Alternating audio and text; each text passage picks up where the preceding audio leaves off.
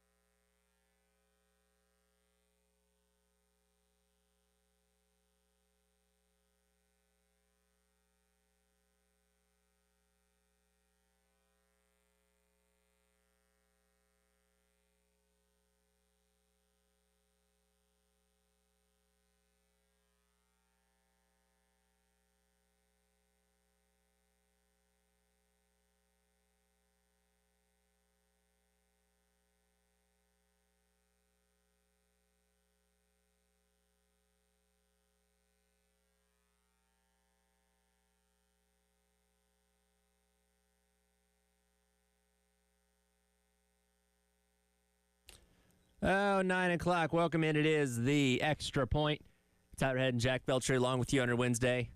Always love getting things kicked off with a little bit of Hollywood Undead. Setting the day off on the right tone. How are we doing today, Jack? Doing good, man. It's gross out today. It's disgusting out there. Did not like that walking outside, and it was just yucky out. But it is what it is, and it's Thursday. We're finally getting close to the weekend, I fear, and I'm so pumped about that. How did you feel after 4 hours of radio yesterday?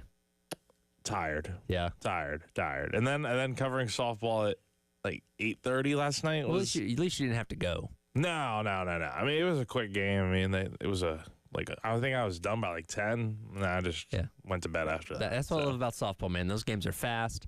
They're quick. They're exciting. Oh, I love it. A lot of long balls, a lot of home runs, and we'll get into all that coming up here in just a minute. But you compare that to baseball and especially college baseball because the pitching isn't as good. Like I think the pitch clock has done wonders in Major League Baseball because you can get games in about 2.5 hours now, especially good low-scoring pitchers' duels.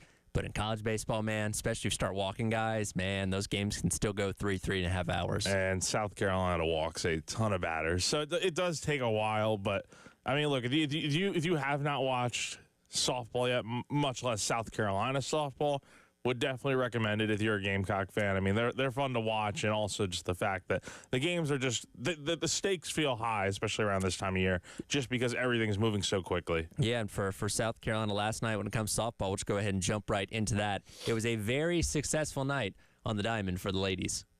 Oh, and she may have done it. Back it goes, and there it is.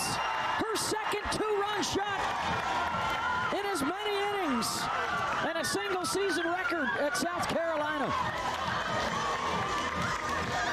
Ari Rhodey with her second two-run homer of the night, helping propel South Carolina to the 6-2 victory over Alabama in their first game of the SEC tournament. They'll advance, take on Texas A&M coming up tonight, probably around 8 o'clock once again, which you can watch on the SEC network. And again, a perfect example of a team that is resilient, one that got down 2-0 early in that first inning and was able to battle back and walk away with the victory. Yeah, they didn't look great in that first inning last night. I mean, there was a error by, I think it was on Lexi Winters, but it was a comebacker right to Sam Gresham. A nice diving stop. Yep. Throws back to the plate for the force out, and Lexi drops it and the run scores. And then after that, it's like Alabama's up 2-0, but South Carolina got that run back in the first inning, and then it kind of just settled in from there. The pitching was phenomenal last night. Sam and Jory Hurd were excellent. I mean, Jory, I think, had 4 strikeouts in 3 innings of work, and then you get the 2 bombs from Ariana Rhodey, and she not only tied the single-season program record for home runs in a season, but she broke it with her second home run last night. And get this, the first home run she hit last night, I saw on a SEC Network graphic, that's the 12th go-ahead home run that she's hit this season. Wow. The second most in college softball, the leader in the SEC. And again, that's just by her. That's not by South Carolina. So that's really impressive. And she's Carolina's main home run threat. I mean, no one else has double-digit home runs on this team. So what she's doing is really incredible. And for her to go out there and hit those home runs last night, it helps South Carolina tremendously. Yeah, she had a great night, 3 for 4 to play with those 4 RBIs. Ella Chansey, good night, 2 for 4 with 2 RBIs for all, and of course helping South Carolina get to that 6-run mark to help them propel over Alabama. And again, Alabama came out of the gate swinging. Audrey Vandegrift had that home run to lead things off there in the first inning. They played it another run after that. But then again, you talked about the pitching between Sam Gress and Joey Hurd locked things down for the rest of the game. And kind of similarly to what we've seen them do so many times this season, they get themselves in a hole, they battle back, and they truly look like the better team at the end of the game. Yeah, and it didn't even look like it was uncomfortable at all for South Carolina the rest of the way. Like, I think Bama maybe got like a runner in scoring position like maybe like once or twice the rest of the way. Like, it didn't feel like it at all, really. I mean, there were so many clean innings and a lot of strikeouts and stuff.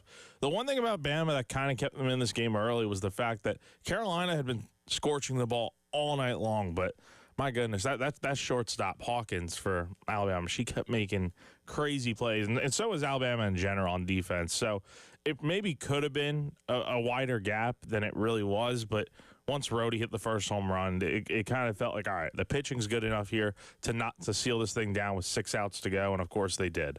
The question becomes now that they've already won 1 game in the tournament, is that enough to lock up a top 8 national seed? I believe they were 9th in the latest projections at the beginning of the week. So do they need to do a couple things out there in Athens to get to move themselves up? It would be close if this was their last win before Selection Sunday. I think it'd be very close. But you have a really good chance tonight to, I think, fully solidify that case because you're facing A&M, who is the #1 team in the RPI. So if you can get a win over that team, I think South Carolina should be a top 8 seed regardless, just because they have as many quad 1 wins as anybody out there. I think last night I saw it's like 26 wins. So that's really impressive to be able to do that and finish over 500 in the SEC.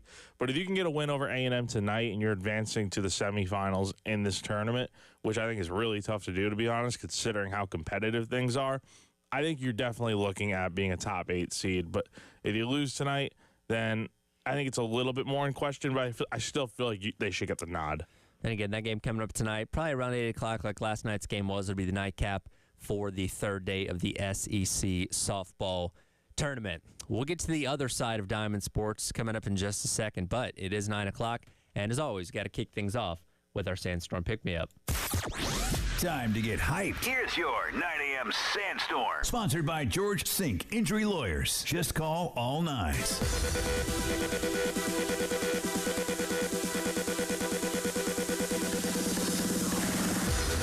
It's time for your 9 a.m. Sandstorm Pick-Me-Up, brought to you by South Carolina's largest injury law firm, George Sink Injury Lawyers. If you've been hurt in the car or at work, call George Sink now at 803-ALL-9s. If you want to take in all the Gamecock sports action, you're going to need a couple screens tonight because while softball gets rolling around 8 o'clock, Gamecock baseball will be in action about an hour before that on the road at Auburn. First pitch at 7 o'clock, pregame coverage starting at 6:45 right here on the game. And again, we kind of know where this team's at. You got 7 more regular season games to play with another midweek, but 6 more SEC games to play. And at this point, your goal is to try and not get embarrassed again like you did against Florida, I guess. Yeah, that's pretty much the goal. That, and you're trying not to become the worst team in program history, essentially. If you were to go less than, Carolina in 2019 went 8-22 in the league. That's the worst SEC record for South Carolina ever. So if they were to go anything worse than that, we're arguing, is South Carolina like the worst team we've seen from this program ever? And it's very much possible. So this weekend's going to be tough. You're facing an Auburn team that many people weren't super high on going into the preseason. I think they were maybe like 11th in the preseason polls, and they've really improved. They're a good team over there. They're top 10 in the country. They're at home this weekend. It's going to be very tough to win this series. You got Brandon Stone going tonight, and then Jake McCoy going tomorrow, and then TBA Saturday. We'll see how that shakes out. But I mean, look, you as much as we want to say like the offense needs to hit more, the pitching has got to. You can't give up 40 runs and expect to win a series. Also, stop me if you've heard this one before. Auburn took 2 out of 3 against Tennessee this past weekend prior to playing South Carolina. Yeah, I've heard that one plenty of times before. It's just, it doesn't even matter at this point. South Carolina just catches teams at the wrong time every weekend. It feels like when A&M, they beat Tennessee in a series, and then Florida's caught fire. So it's like, nothing's really gone right for them, and I don't expect it to the rest of the way, but hey, who knows? It is interesting, and I want to get to what Coach Mainieri had to say the other day about Auburn, because this was a team that, like you said, nobody was high on coming into the season, given how they were last year when they went 8-22 in SEC play, but they have since rebounded. So Coach Mainieri, when talking to you guys the other day, was asked if Auburn's kind of the model of what he hopes this team can be in year number 2. Yeah, absolutely. It shows it can be done.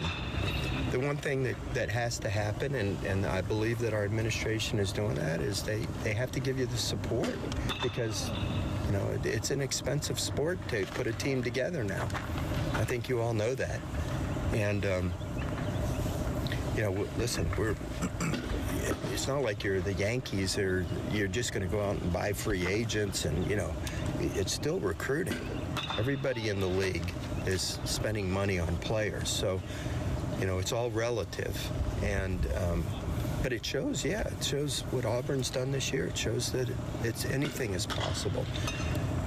Way back, I told you, the difference between 07 and 08 for me was like night and day. Of course, it was different circumstances. Then there was no transfer portal, there was no NIL, there was no revenue share, there was none. 11.7 scholarships, not whatever we're going to have next year. Circumstances are different, but Terry and I know how to do it. So that's all I can say. I'm confident that we can make this program what we want it to be. And similar to what we talk about in basketball, where you looked at Missouri, who went 0 in the conference last year and turned it around to making the tournament.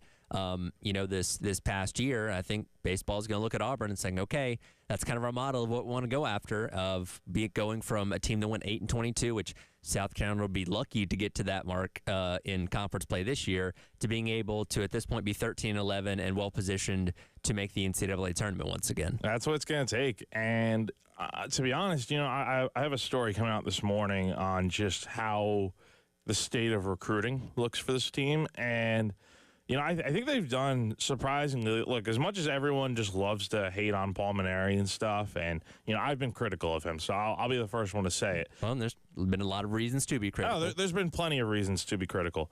I think they're actually doing a pretty good job getting guys like for the next few years here. Like, I'm looking at their recruiting classes, and I'm like, all right, they got 6 guys coming in next year from high school. They have 11 for 2026, and then they also just have so many JUCO guys already lined up. Like, they have 5 or 6 guys. They got another one last night. So they're getting what they need, and who knows if it translates over. That's a whole nother discussion. But the fact that they're going out there and getting guys, in spite of the fact that it's so hard to recruit when you're a team that is like South Carolina right now, it's easy to recruit when you're winning. Like, sure. You can recruit solely on the fact that, hey, like, if you're Texas or LSU, top 5 team in the country, rich tradition, cool atmosphere, come play for us. South Carolina has had those things before. They're just not winning right now, and that becomes a lot harder to recruit. So Mainieri kind of using the concept of, hey, you can either go play for a program that is already a winner and has all their guys, or you can come with us, help turn around this thing and become a hero here. That's something interesting to look at. I think some guys want to take the challenge on, and I think that's what we're going to see in recruiting here. Again, back in action tonight, taking on Auburn, 7 o'clock first pitch. Pregame coverage is 6:45 right here on The Game. We'll transition over to football coming up next. Some significant news as Rasul Faison is seeking his eligibility decision from the NCAA, as well as some way too early bowl projections. We'll dive into that coming up next. It is The Extra Point. Tyler Head and Jack Beltry along with you on your Thursday on The Game.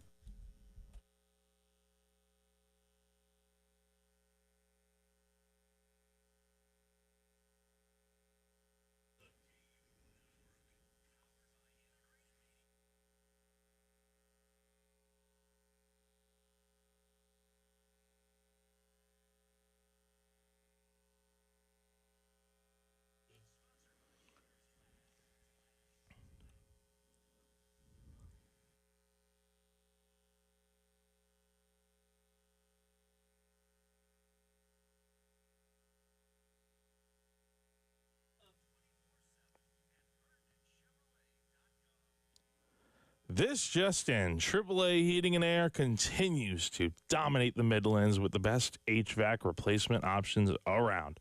With guaranteed financing, 12 months, no payments or interest, and a 15-year parts and labor warranty, they are setting the standard for new system installations. But did you know they also have great deals on repairs? That's right. If your system is broken and you're short on cash, AAA Heating and Air can still help. They offer up to 12-month payment plans with no credit check required on repairs. So that's all you need. That's it. A valid bank account. That's all you need. So don't delay. Call AAA Heating and Air today. Whether it's a replacement option or repair, they've got the deal you need.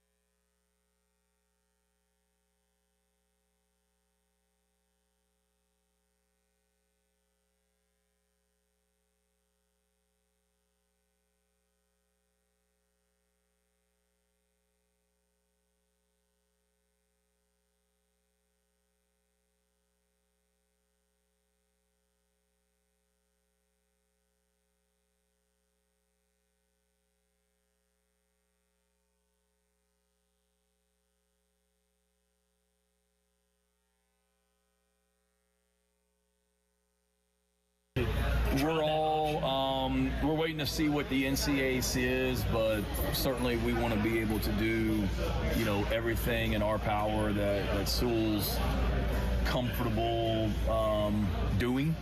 We certainly want to exhaust all options if it gets to that point, but hopefully we get good news from the NCAA and we don't have to go to Plan B.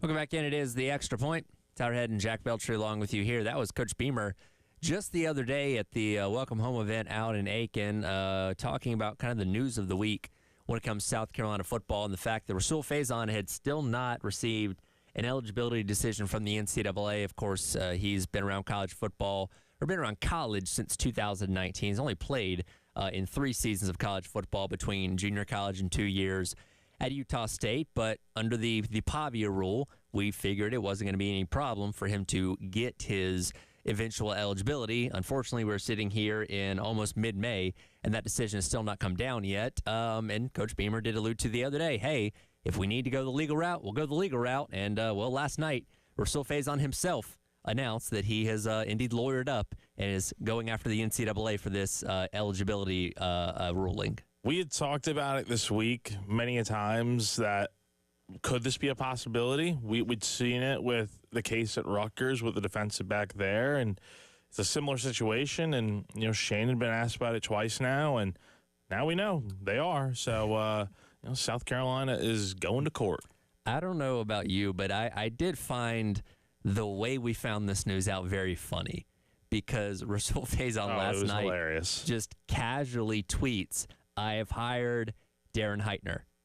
And if you don't know anything about the legal aspects of sports, you're like, okay, did he hire this Darren Heitner guy to paint his car? Did he hire him to, I don't know, do something else? Because the way that it was announced was just hilarious. But Heitner is a attorney, somebody that does specialize in sports entertainments and intellectual property and business law out of Fort Lauderdale. And it's also significant because he's the one that got Miles Stute his extra eligibility after he missed most of this year with the blood clot issue. In fact, we're actually going to have Miles Stute in studio for the Gamecock Club Hour coming up here in 10 o'clock. So hopefully we can ask him a little bit about Darren Heitner and that process. But I don't know, I just found the way that it was so very nonchalant. Like, hey, I've hired Darren Heitner. No other context. No, I've hired Darren Heitner to help me with my eligibility case with the NCAA. Now, Heitner himself went on to further explain what the situation is, but Rasul Faison's announcement of this I just found very funny yesterday. Oh, it was so golden. You'd expect something like that from a college athlete that's just yeah, here we go. Tweet with no context, and it's so funny. But no, good for Rasul doing this. And look, it was the step that you didn't want to have to take necessarily, because it just creates an extra thing that you got to worry about now. But, I understand it from the standpoint of South Carolina. They did everything they were asked by the NCAA. The NCAA kept asking for more and more and more, and South Carolina obliged. And it's gotten to a point where it's you keep waiting. We're going to be talking about, we're getting into summer here in about a month, and then you got fall camp in August. There's no time to continue to waste, because if you can figure out what the deal is with Rasul, which I think he's going to end up being cleared and able to play, if he's not, you can maybe start looking into the portal. I mean, I try to find a running back. I don't know. Mm-hmm. I mean, it's tough in this stage of the game, but you never know what's out there. But you'd certainly like to get an answer here on Rasul regardless. Yeah, and again, you have running backs in the room. If you don't have Rasul Faison, you're down to 3 running backs that originally started on scholarship. I know Bradley Dunn got added to the scholarship list, but he's not somebody that you look at and say, okay, that's probably going to be a significant contributor in this room. And look, if they felt like Oscar Attaway could truly be your every down number 1 back, they wouldn't have gone out in the portal and got somebody. They know that he's a fine complementary piece like he was last year to Rocket Sanders, but he's probably not the guy that you can put the bulk of your running game on when it comes to the backfield, so they needed somebody else, which is why they got Faison. Oscar's nice in the sense that he's a reliable option you can have in that running back room, but I think you're right.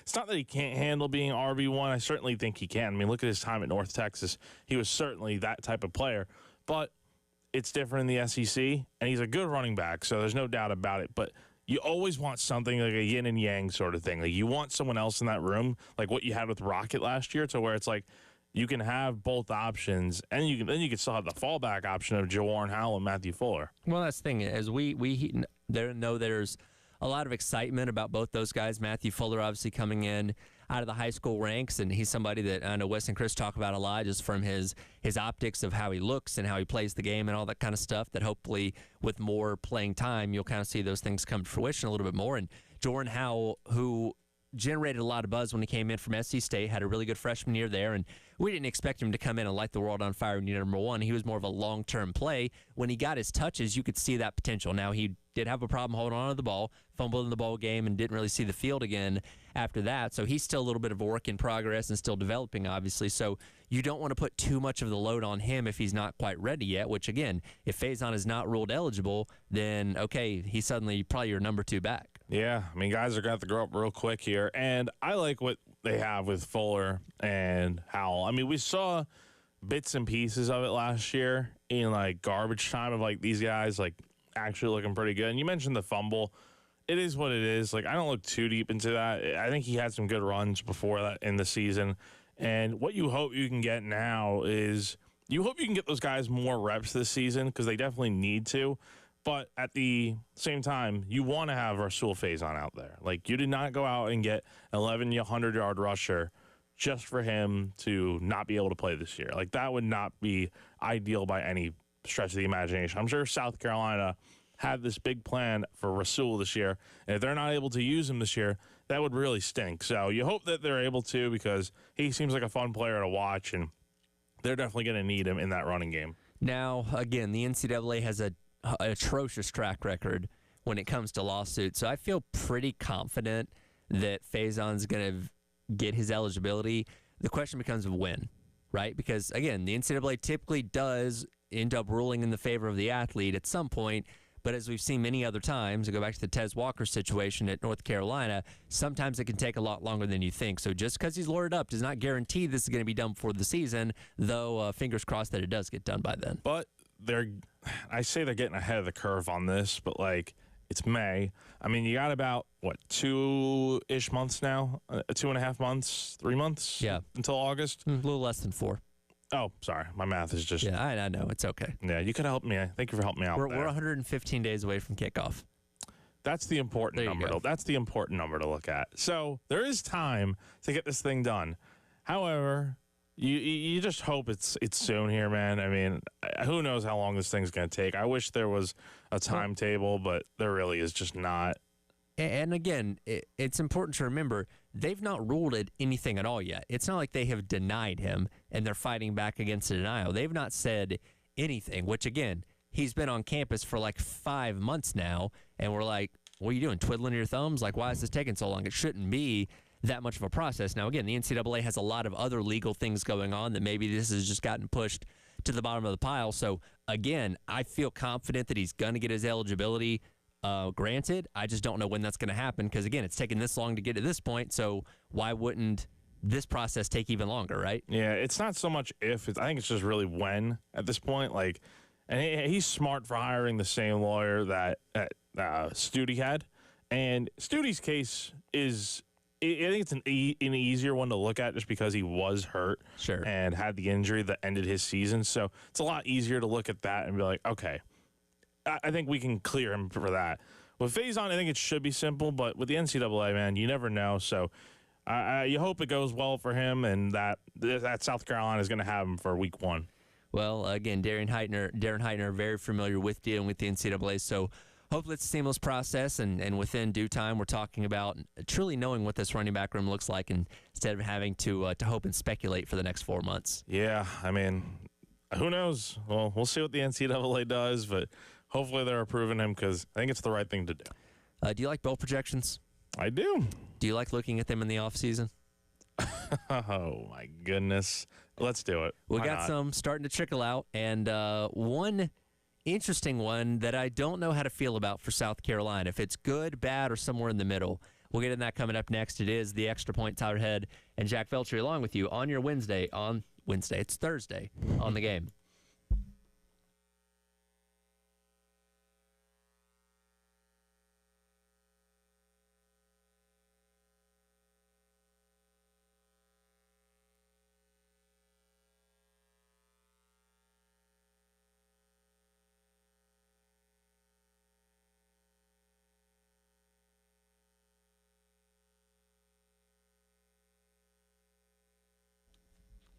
Tyler Head for our friends over at Canty Foundation Specialist.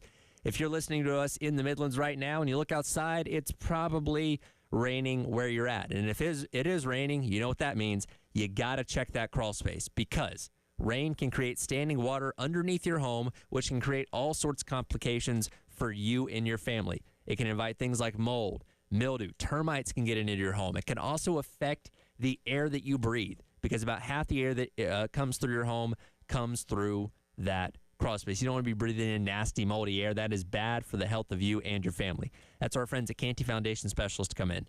Go online to schedule an appointment at cantycanfixit.com. They will send a professional to your home to evaluate your crawl space and foundation needs and get them fixed so you and your family can live without worry going forward. Again, go online to schedule an appointment today at cantycanfixit.com for our friends at Canty Foundation Specialist.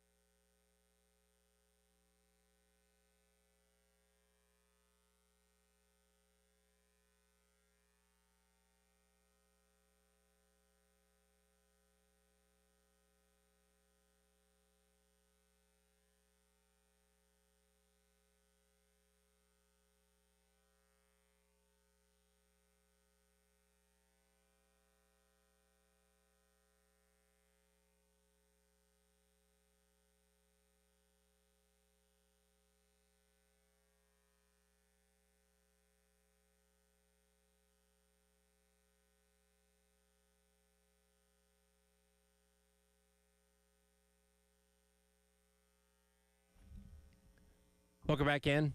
Extra Point, Sourhead and Jack Veltri along with you on your Thursday here on the game. And if you can't get enough of us in just 1 hour, we got 3 more coming up from noon to 3 as Jack wants to, again, jumping in for Terry on the halftime show today and tomorrow as we'll continue our little tour around South Carolina's schedule, get some insight into some more opponents ahead of this fall, and hopefully Jack's voice stays together for the entire 3 hours today as well. Yeah, hopefully. And I think we have a few schools lined up today in terms of like reporters we'll talk to. And I think today's the day we talk about the arch rival in the state for 15 minutes. We're going to dedicate a segment to that team, and we'll see how it goes. We'll talk to Chapel Fowler at 1:30 today, get his thoughts on what's going on up there with Clemson, the upstate. Also get some insight into Ole Miss and Vanderbilt today as well. I mentioned a moment ago, I love looking at bowl projections during the season, before the season. I just love to see where they think teams are going to end up by the end of the year, especially now with the expanded playoff and all the variety and possibility that presents. And CBS Sports put out their way too early college football bowl projections for 2025. And South Carolina, I'll go ahead and spoil it for you, does not make the college football playoff in this scenario. They have them playing in the ReliaQuest Bowl against Indiana. I'm assuming that would be like this past year on December the 31st. Well, I mean, to be fair, I don't think Carolina's played in the ReliaQuest Bowl. Now I know it was the former Outback Bowl. Yes, I know you're going to say that, or not you, but just everyone's going to be like, oh, but Jack, they played in the Outback Bowl. They played so many times. Why are they going back? I mean, they haven't played there since the Michigan game back in like 2018. They played twice. You got to remember. Yeah, that's right. They did. It was the 9-4 season under Muschamp. So it was like 17 going into 18 was that's right. It was New Year's Day, I think. Yep. So, honestly, I don't fully disagree. I mean, I'd love for them to go back to the Citrus Bowl. Like, send me back to Orlando all day, any day. Sure. But, I think here's the real thing. I think South Carolina is very much capable of getting to the playoff. I think the ceiling is there for them. But I just do worry about the fact that they are replacing so many players. And it's not to say that I don't think they're going to be able to. But, like, the schedule's flipped. I mean, you got to go on some tough road trips this year. I just find it hard to believe that they are going to be better than what they were last year. And so I think the ReliaQuest Bowl is a good option. Do I think they're going to be terrible? No. I think they can easily be about an 8 to 9 win team. But that, in the grand scheme of things, is not enough to make the college football playoff right now. Well, and that's the thing. Just look at this past year. Alabama was in the ReliaQuest Bowl at 9-3. They obviously lost that game to Michigan, but basically, because again, the bowls, it used to be more kind of a pecking order of one bowl after the other, but now you kind of have a sense in terms of what your record is and where you kind of sit in the SEC in terms of what bowls are selecting who. And when I look at this, that would kind of suggest that South Carolina is once again probably around 9-3 or 8-4. Now again, is that a step forward? Not necessarily, because you went 9-3 this past year, but when you think about all that you're replacing, especially on defense, the uncertainty we have at so many positions, really outside of quarterback, edge, and defensive end, and defensive back, I mean, going 9-3 again wouldn't be a terrible thing, and especially for a program that does not do that kind of thing consistently. I know you obviously want to take a step forward and put yourself into the playoff because you came so close a year ago, but that wouldn't be an awful season if you did end up going 9-3. I know nobody wants to talk about losses, but, I mean, I think you'd still feel okay if that ended up being the case at the end of this year. I think you'd feel fine with that, but you're looking at it kind of like how we look at it this year from the standpoint of you should have beaten LSU, but you didn't. And I know everyone wants to talk about the refs, but again, 17-0 lead, blown, and you had your opportunities, blown, and your quarterback went down, so that hurt you. But I think this year it's like the road trips are really what I look at. I'm like, all right, that's where this is going to be a make or break. Because I think there's a real chance Carolina gets off to a flaming hot start. I think they probably go undefeated through the first month of the year. It's just you got a road trip to Missouri, and then you got what road game? Oh, you have LSU as your main road game in October. And then the two that really will tell the whole picture, I think, the back-to-back, although there's a bye week in between, Ole Miss and A&M. I mean, you probably got to go. What are we thinking? They got to go 2-2 in those road games, probably. Yeah. Look, and I think we learned that this past year. If you win double-digit games in the SEC, you're going to get in the college football playoff for sure. And again, you were 9-3 and on the bubble a year ago. So if you can find a way to 10 wins by any combination over that regular season schedule, you're in. again, like you said, if you can manage to go through that tough slate, once again, kind of in October, as you keep it in November with no more than 2 losses, then I think you're in good shape.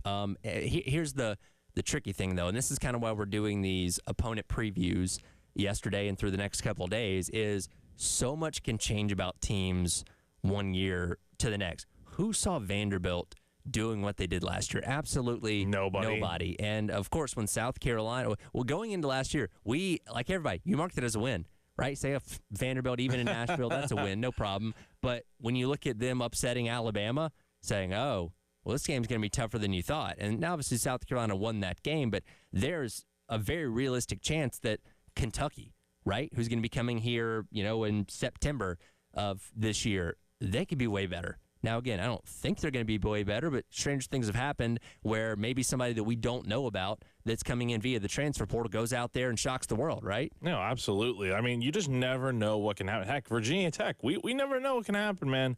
It's just tough. And, I look at a team like we talked to Charlie Potter yesterday from Bama Online. Alabama did not lose anybody in the portal. No. That's really, really big. And yes, there were some guys that turned down the NFL to come back, like LT Overton. Like, honestly, man, I know they're going to have to replace Jalen Miller at quarterback, but, I mean, Jalen wasn't even that good when they played South Carolina last year. Like, the fact that they have all their weapons coming back, most notably Ryan Williams, and guys like Jam Miller and Jeremy Bernard and stuff, that's going to be tough for South Carolina when they have to come here in October. I think that's probably, from a home game perspective, I think that's probably the toughest home game Carolina has, and it's one that I would feel the most shaky about them winning just because you just never know with Alabama, man. I mean, they're a good team, so I think it's going to be tough this year. I'll be honest with you, I'm actually pretty nervous about the Oklahoma game. That one, too. Oklahoma was a doormat for most of last year, minus that upset they pulled against Alabama because their offense was so bad. Offensive line was terrible. Again, you had the saga between Michael Hawkins Jr. and Jackson Arnold, but they went out and got perhaps the best quarterback in the portal in John Mateer, Washington State. They were good on defense last year. Brent Venables, they were obviously great on defense. Is a great defensive mind, and they're probably going to be good on defense this year. And it seems like they may have the offense figured out. So I know we go into every year with the perception of what we saw the last time we saw that team, but I think Oklahoma's going to be a 180. That game is not a guarantee when they come in here in the fall. And speaking of that, I know the rosters change every single year, but make no mistake, Brent Venables is going to remember the fact that South Carolina came in and absolutely blew them out. Let's be honest, he's coaching for his job at this point. Oh, yeah. He cannot have another disappointing year out of Norman, or they're going to fire him. Oh, yeah. And they could be in a really good spot by the time that game rolls around in October. So the pressure could be on for him, or he's got to keep the momentum rolling, whatever it may be. Yeah, right before that, the benefit is that Texas plays Oklahoma right before then. So, yep. Oklahoma could already be in a big hole by that point, and Venables could be gone. Who knows? What if they upset Texas? That changes a lot of things. That could be one of the biggest wins of the entire year in college football to that point. And that gets them going. So, look, the point is, let's circle this back to South Carolina. I think ReliaQuest Bowl feels fair for now. Speaking of which, also, actually, just real quick, Navy. Yes. Navy. I like it. Let's go. As the G5. Now, Navy had a really good year last year. They were 6-0 before Army was great, too. Yeah, because I dream of a day where we get to the Army-Navy game and they're playing for a playoff spot. We almost had it. It's funny because it'd be the weekend after the conference championship. Yeah. So I guess they theoretically could play the conference championship and then play each other the next week as well, which I'm all here for. I love when that game has some significant stakes. And yes, please give me the Naval Academy in the college football playoff. I would love that. Yes, I'd love to see it. So, but South Carolina, they have a chance to get there, obviously. They do. With a quarterback like Sellers, anything's possible. And I think people may look at that and say, well, that's disappointing, especially considering the fact that if Sellers has a phenomenal year and he goes and gets drafted, it's like, well, you didn't get the most out of what could be your best quarterback in school history if things go well enough this upcoming season if you end up coming up short of the playoffs. Yeah, it kind of be like, I'm trying to think, like Jaden Daniels, when he won the Heisman at LSU, they were decent. They won maybe like 8-9 games. I think they won 9 games, or I think they may have won 10, but that defense was so bad. it didn't matter if the offense could score 60 points because the defense would give up like 62 in the losses that they had. Oh, yeah. So, I mean, look, with Sellers this year, you hope it's going to be another good year. I also will just say an underrated returning guy, and he's not even a player, Clayton White coming back again this year. Signing him to that deal was a big thing. And, you know, look, so much can be said about losing the guys on defense, but you have the guy that calls the defense back and all these other coaches too. So I think trust those guys, see what kind of progress they can make with the new guys, and we'll see where this thing goes. I do like the additions they've made so far in this spring portal window. We'll come back and wrap up hour number 1 of the Extra Point. Some controversy over jersey numbers in the NFL. We'll get to that coming up next. It is the Extra Point, Tyler Head and Jack Feltry, along with you on your Thursday on the Game.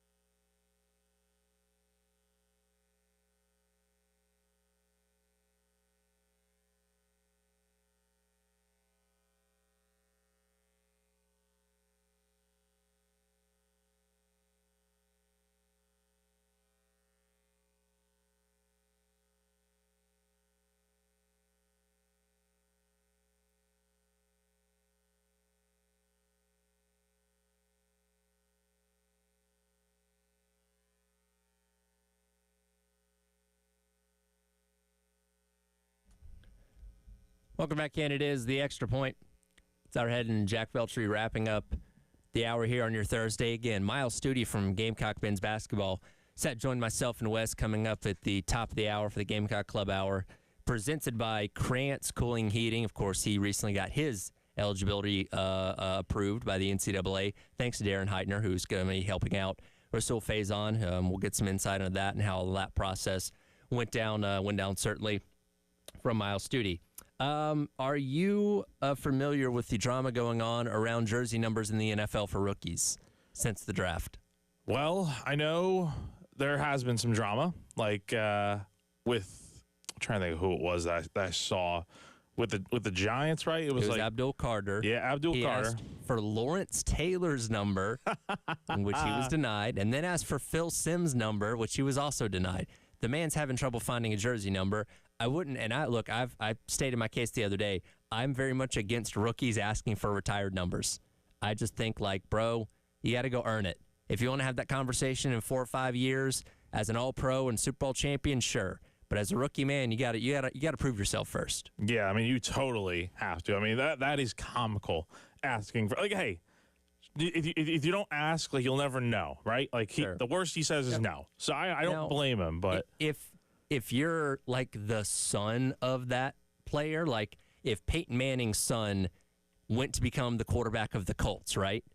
And he's like, hey, I want to wear 18. Okay, I'll make an exception for that.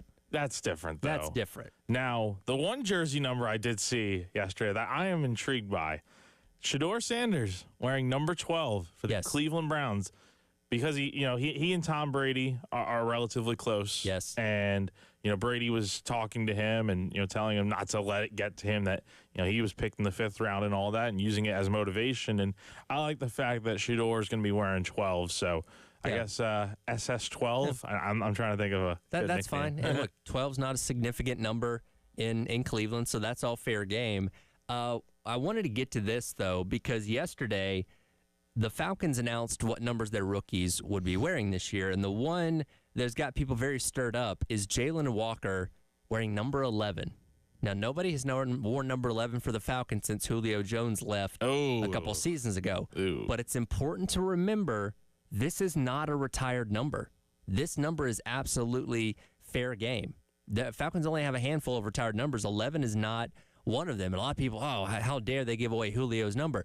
If it's not retired, in my opinion, it's fair game. Julio has been out of the league for like a season now. Yeah, he was with the Eagles last, I think, and was like, you forgot he was there. So he just retired this past like a few months ago. So it's very recent too. So it's like I think the Falcons are I would hope they retire his jersey here. They will eventually. If you're gonna, I know it's different, but if you're gonna retire Matt Ryan eventually, you got to retire Julio. I mean, Julio, I think Roddy White was a great receiver too and all that. And I'm sure I'm missing some Falcons that have been great receivers since you're a fan and all that. But, like, I mean, Julio's the guy, man. Yeah, no, it absolutely is. Yeah. And the Falcons actually don't officially retire jersey numbers. I did have to look this up. No, there's certain numbers like Tommy Nobis's number, Steve Bartowski, who is wore number 10 for them, that it's just like this understanding that nobody wears. And I guess maybe you can make the argument on the Julio thing, but I don't know.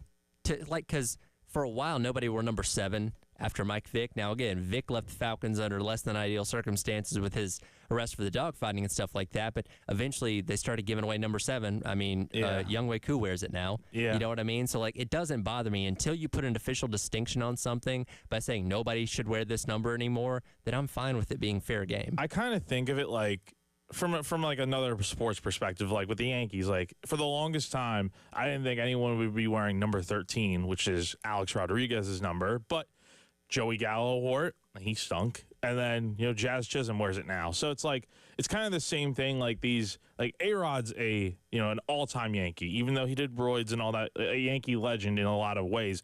So it's very comparable in that sense. And like, you're right, like teams have their Ring of Honors and stuff, and they'll retire jerseys and stuff. But if it has not been retired yet, it is fair game. And hey, maybe if this other guy is going to be as good as Julio, it's kind of like, all right, maybe you can retire both these guys has the same jersey number. And again, if you get down a point down the line where you're putting Julio in the Ring of Honor or something like that and saying, okay, maybe now we don't want 11 to be worn, then, okay, you look at Jalen Walker and what his career is at that point, and maybe let him keep wearing it. Nobody wears it after that. Or maybe then you say, okay, maybe we move you to a different number or something along those lines. The last thing you want to do, though, as an NFL team, and I don't think you'll ever get there, you don't want to become like the Yankees and retire thousands of numbers. Then you don't know what to wear. Yeah, then you got to get into this discussion of guys wearing 00 and shoot. Yeah.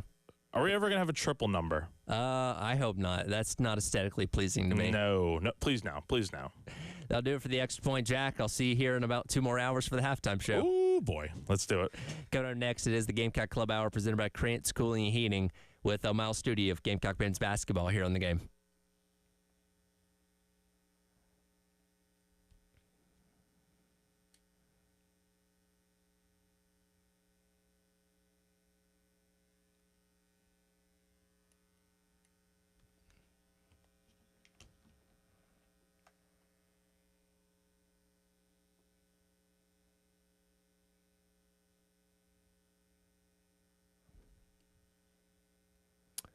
It's hour ahead here once again for our friends over at Twin Peaks down in the Vista. The month of May is a very, very busy month for a lot of reasons, but it's also National Hamburger Month. And if you're searching for the best burgers in the game, you can find them at Twin Peaks all month long. With National Hamburger Month, all these seasoned, smashed, and seared burgers are waiting to be discovered. Again, coming up on Sunday, it is Mother's Day, and Cool Moms Love the Lodge. You can show your appreciation this Mother's Day by treating your mom to specials on some of our favorites, including mimosas, sangrias, and so much more. And with all the playoff action and tons of other sports things going on right now, there's no better place right now than to go to Twin Peaks, park yourself, TV as far as the eye can see, tons of delicious food, and, of course, those 29-degree draft beers. All this and so much more with our friends at Twin Peaks right down the street here in the Vista.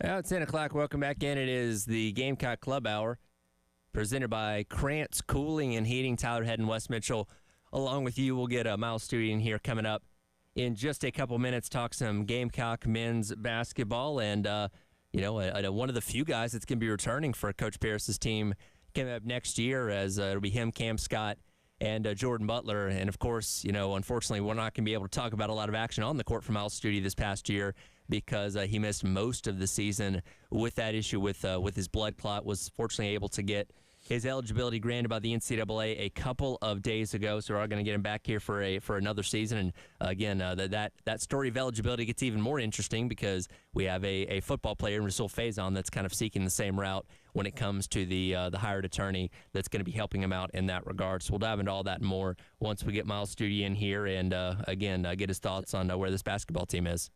Yeah, same attorney, Darren Heitner. It's funny when people just sort of find that specific role, right? And he has kind of become the premier NIL attorney out there for stuff like this. So I'm very curious. We actually, for it to be the offseason, we got several things I want to talk to Miles. One of them, I'm trying to think of, I guess that would have been Welcome Home Tour that Coach Paris was talking about, just when Miles Stewart found out for sure that, one, he was going to be eligible, two, he was going to be cleared medically. Right. Which, so you're talking about a two-part sort of situation here. And just, we see it all the time with athletes when you kind of have your sport taken away and then you find out, hey, I'm going to be able to play again. It can kind of hit you in a number of different ways. So I'm curious to hear what Miles kind of from his side says about that, because I know Coach Paris, noted what that moment was like to see him kind of find out for sure, hey, I'm going to be able to play ball again. It's going to be at the college level. It's going to be at South Carolina. And, clearly they missed his shot-making ability last year. That's something, you look at who they've brought in from the portal. Sure. And then you look at what Miles is as a player, and clearly they've tried to emphasize. I think there was a big emphasis on just, hey, let's go get athleticism. The prior offseason, maybe a little bit more of a best available approach. This year, whether it was obviously working to keep Miles and keep him eligible or get him eligible and get him healthy and all that, but just from a scheme, from a skill set standpoint, the approach has been, let's get guys that fit more of what we did here a couple of seasons ago as opposed to this past season. Well, and again, when he's playing his best, he's an efficient scorer and somebody that's also really good at shooting from the outside, something that South Carolina had its ups and downs with this past season, certainly. And again, he played one conference game, that being the Mississippi State game, and then had to bow out after that because of the blood clot issue. So you essentially missed him for that entire conference slate. And guess what? That's when you struggled the most last year, when you didn't have that extra help a little bit out there on the outside. Yeah, for sure, man. And I think another thing, you're talking about a guy who's played in the SEC at Vanderbilt. Mm-hmm. Talking about a guy who's played, obviously, in the SEC here at South Carolina. And so experience, just in all the type of different ways. When you talk about experience, that can be just quite literally, how to manage your time in college and do athletics as well. That can be experience competing against other SEC athletes. Yep. And then in this case, you're talking about a guy who knows this system, knows this scheme, knows this terminology.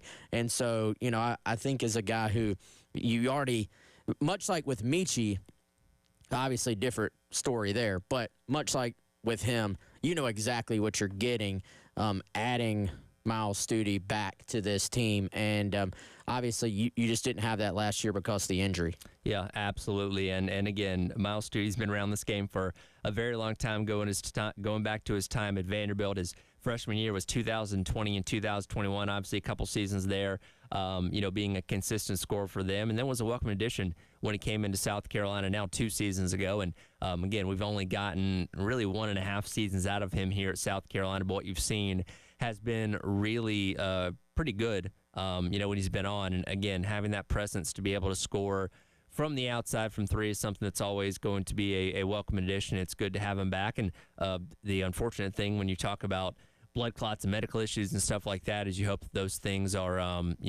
kept at bay, and it's not something that creeps up once again to where we're having the same kind of situation, come up in the, next season. But we'll certainly see. And again, we'll get his thoughts here in just a couple of minutes on how that went down. Hopefully get some good news when it comes to all the medical stuff of that as we look forward when it comes to, Miles Stute coming back for a third year at South Carolina and his sixth year overall in college basketball. He's definitely got to be one of the most senior-laden guys going into this upcoming season in 2025 and 2026 across the nation, because as we get further and further away from COVID, there are less of these guys that have that COVID year of eligibility and all those kind of things that, granted them the sixth year, sometimes seventh year, depending on the situation. And that's something that is funny when we talk about, not knowing how much eligibility guys have left and that kind of stuff, because as we, have gone through these past handful of years,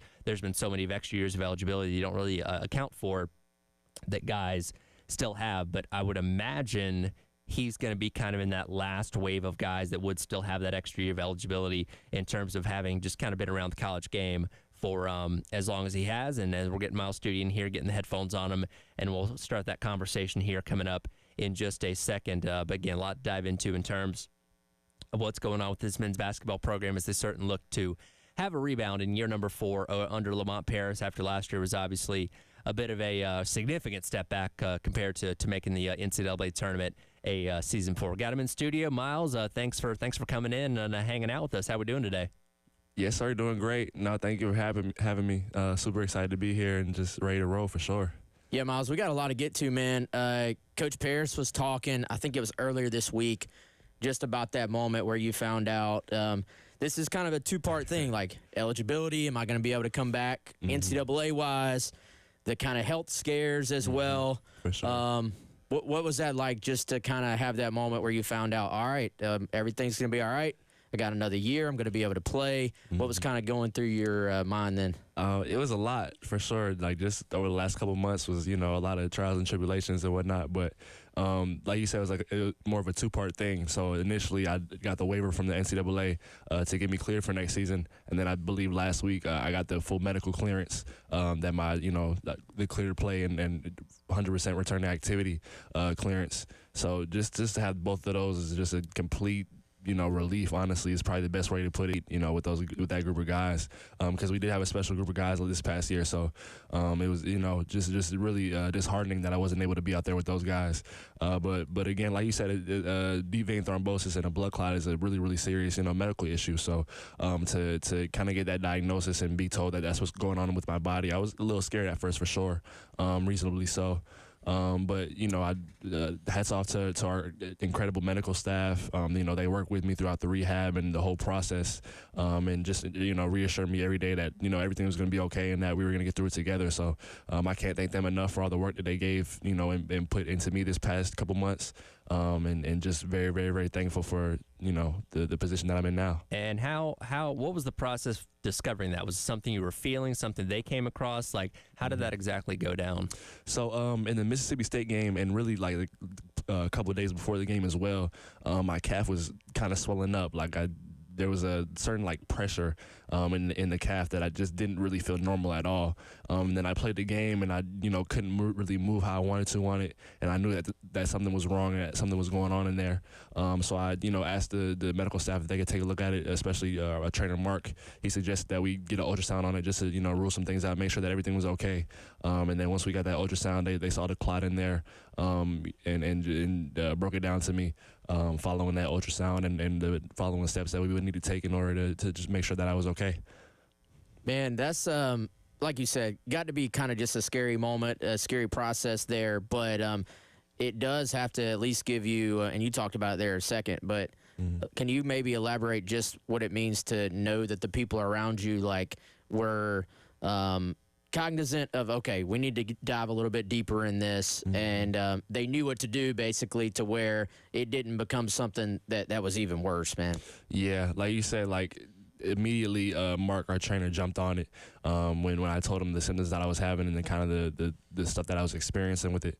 So he said he wanted to rule everything out and just make sure that everything was good. Let's go ahead and get an ultrasound and just take a deeper look at it and make sure everything's okay. And like I said, once we got that ultrasound and they gave me that diagnosis, immediately like they ruled me out and told me the certain things that I would need to do. I gotta get on blood thinners and not really exercise at all over the next couple months and keep my heart rate low just to make sure nothing moves or travels up my body. And like I said, just thankful as well that they found it so early because deeper down the road there could have been some certain complications with that blood clot in my body. So just extremely, extremely thankful for the medical staff that we have and them doing their due diligence on anything that comes, arises not only with myself but with anybody on the team. They're very, very, what's the word? Particular about how they go about their business. So very thankful for those guys. As an athlete, man, and a competitor, it's got to be tough mentally to just kind of be shut down. How was that kind of just process of like, all right, you just said that you couldn't really do anything physically as somebody who's used to just moving and kind of having that kind of natural high you get from competing. What was that part like? But also, I'm sure it brings some gratitude to be able to get back to it, man. For sure. No, definitely a lot of gratitude that goes into it. Like you said, just recovering from it now and being able to do the things I couldn't do for a couple months. Like I couldn't even, shoot jump shots or run on the bike or do anything at all. So it was definitely tough in those couple months to kind of figure out how bad I really, really want to do this basketball thing. But, that answer is obviously more than here. I'm fully dedicated to the game, and I'm thankful for all the guys on that squad that were, huddling around me and always pouring life into me, especially Coach Parrish. Like, every single day he was checking in on me and showing me love, and the whole coaching staff really was always showing me love and supporting me and, like I said, just pouring into me every single day. So I'm thankful for every single person on that staff and every one of those every one of those guys that was in that group and in that huddle last year, just showing me love, because it was definitely some dark days, tough times where I didn't know certain things and it was tough at times, but just able to persevere and get through that tough couple months and now be back to being on the court and being in the weight room and doing all the things that I love to do. Just very, very excited for the future. And last point on this before we have to hit the break, how do you manage that going forward? You said blood thinners, like still having to check in on this periodically, taking stuff for, like, what does it look like now that you've been cleared and can go back to basketball? Yeah, like you said, really more so checking in with it periodically. I'm off the blood thinners now 100% and have been, I believe, for about a month or so now. So thankful to be off of those and able, like I said, to get back to doing everything that I am able to do in the gym. But now more so it's just being cognizant of little things like taking the baby aspirin before flying, wearing a compression sock when I fly, or and then also just getting, regular checkups on it and ultrasounds on that particular part of my body just to make sure nothing's forming and that everything looks good. And just, continuing to check in with the medical staff and making sure everything looks good in my body. Well, we're glad to hear it and can't wait to see you back on the court this upcoming season. We'll dive into some more stuff coming up next as the Gamecock Club Hour presented by Krantz Cooling and Heating rolls along, hanging out with Miles Studi of Gamecock Men's Basketball here on The Game.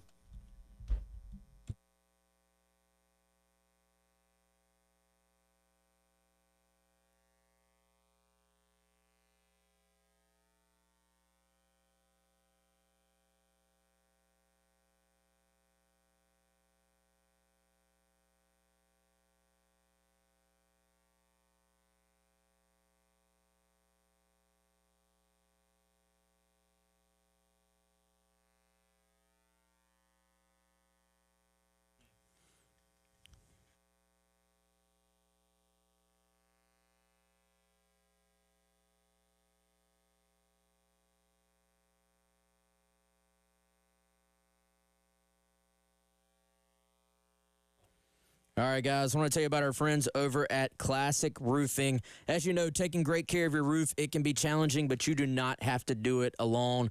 Whether you're a homeowner or a business owner, our friends at Classic Roofing want to be there for you for every step of the way and making sure you take great care of that roof. If you need more information or if you want to set up a free estimate, head on over to ClassicRoofingSC.com or you can give them a call today, 803-590-7870. That's 803 590-7870. Now, even if you haven't been having any issues, you may want them to come out and do that free estimate just to make sure there aren't any issues that are bubbling up underneath the surface there. That could be something as simple as, hey, we need to make a little change here or there to make sure you don't have bigger problems later on.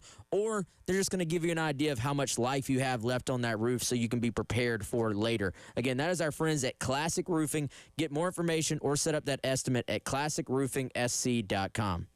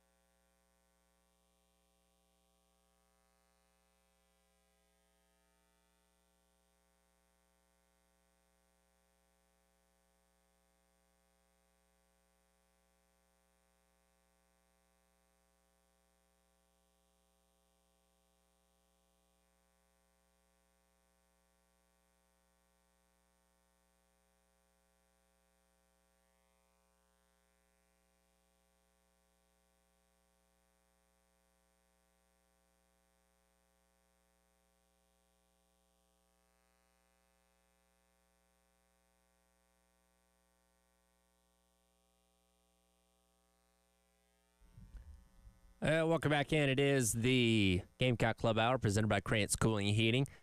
Tyler Head and Wes Mitchell hanging out with Miles Studi of Gamecock men's basketball on your Thursday here on the game. You know, it's kind of funny how timing can work out sometimes, and obviously good to hear that your medical stuff is cleared up and you're good to come back to basketball. And it was a process of getting you ruled eligible for the extra season to come back to South Carolina. Darren Heitner is the one that helped you out with that. Yes, we learned yesterday that Rasul Faison of the football team is also going to use him to seek his extra eligibility with the NCAA, and that's been an ongoing process. And I would imagine it sounds like it was a good relationship you guys had, and he obviously got you what you needed with that ruling with the NCAA. Oh, yeah, for sure. You know, Mr. Heitner is one of the best in the business when it comes to what he does. Definitely top of the line in his profession. So very, very hopeful for their case over there, and I'm sure that he's going to put the work in just like he did for mine. What is that process like from your standpoint, like from the athlete's standpoint? I know I'm sure there's a lot of paperwork, some back and forth and all that. how much are like you involved in that part, or is it more just like, hey, here's all the information, now you guys just go do what you do, and you're just kind of waiting? Definitely a lot of waiting, for sure. But like you said, a bunch of paperwork that you got to fill out as the athlete, a bunch of forms that got to get signed, and personal statements that got to get made. But at the end of the day, there is just a lot of waiting on the athlete side, in terms of a final decision and seeing what the NCAA will do once you submit all your paperwork in your case. Now, does the NCAA keep you updated as that process is going along, or is it, hey, you submit stuff and you're just going to get a ruling at some point? No, yeah, they at least for me, they didn't really tell me anything at all until the day of when Coach Paris called me and let me know that I'd received that waiver for next year, which was I believe 2 months or so down the line after we submitted everything for my paperwork, because we did it early once we found out, for me in my case, that I wouldn't be playing for the rest of the season in terms of my blood clot. So definitely a lot of waiting involved, but I'm very, very hopeful for Russell's case, and that things will look good. How did Coach deliver the news? Did he tell you right away, or did he build it up a little bit and then tell you, or what was that phone call like? Oh, it was crazy. He he kind of played with me a little bit. He called me at around 7 or 8 at night, I believe in mid-March or so, and his first words were, "Miles, man, I got something to tell you, man. I'm not sure if you're gonna like it." I'm like, "Coach, don't do this to me, man." But then right after that, he let me know, yeah, they gave you the year. We just started screaming, man. Honestly, it was just a couple seconds of us just screaming on the phone, going crazy.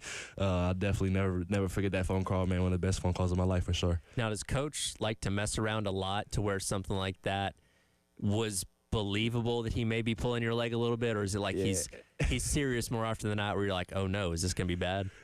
It's a little bit of a mix. I'll say it's a bit of a mix. He's good at deceiving. I'll say that, because a lot of times he's got a good poker face. You can't really tell what he's really thinking. But definitely a joyful guy to be around. He a lot of fun. So I could tell there was something on the end of that was gonna come out good.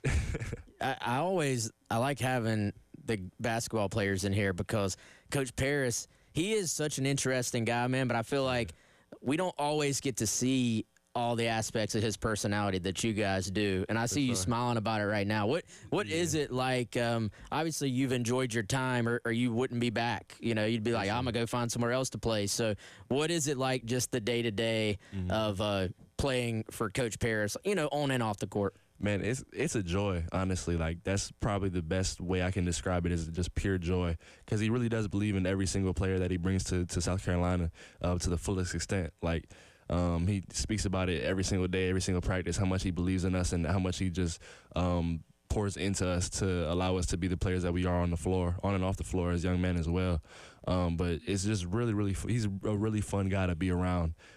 Just because of the way that he interacts with everybody, and he's always got a smile on his face, always cracking jokes, and just being the guy that he is, a great big ball of energy, man. He's so fun to be around. Well, and that's something that we talked about a lot as the season was going along, and obviously the conference slate did not go well, and obviously you weren't on the court for that, but you're still in the locker room, still on the sidelines and everything, and y'all never gave up. Y'all played hard all the way down to the very end, and we talked about CMB literally leaving it all out there on the court against Arkansas in the SEC tournament, as opposed to some teams and may say, you know what, we're not really playing for anything. Let's just kind of go through the motions and get to the end of the season. He had y'all still playing as best as you could all the way to the very end. Oh, yeah. That's one thing about Coach Paris' teams, and he's always preached to us over my past couple of years that I've been here, is that we never want to peak too early, and we always want to be playing our best basketball come March. Like you said, the conference slate was a bit tough, and I wasn't able to be out there with my guys, unfortunately. But just doing what I could just to be a vocal leader in the locker room, using my experience in the best way possible, whether that's doing film sessions with the guys and telling them certain things that they might not see out there, or even just in real time in games, trying to yell and scream and get somebody's attention if they fall asleep on defense, just little stuff like that, doing whatever I could for the guys. But like you said, hats off to CMB, man. He left his heart out there all season, and that's my brother, man. I'm super, super excited for him and just everybody involved in South Carolina basketball as well. Now, this is going to be a pretty new-look team coming into next year. I know this summer will be really big about you guys just kind of gelling together and on and off the court, but have you I know those guys have been coming in on recruiting visits, but they're not really here yet. Have you had any interactions yet with some of the like newer guys, or will that just come in June? No, for sure. We already got the group chat set up. We're talking on daily, trying to start that process early, because that's one thing that me and Michi kind of got into early as well with that first team when I was here. We set up that group chat right away and started talking to each other and just doing whatever we could to build that camaraderie and that connection, because that's so important as the season goes on, being able to rely on your guys and kind of know and understand them as people, not just as basketball players, but, regulating emotions on the court, stuff like that. Goes into the game a lot further than many people may think.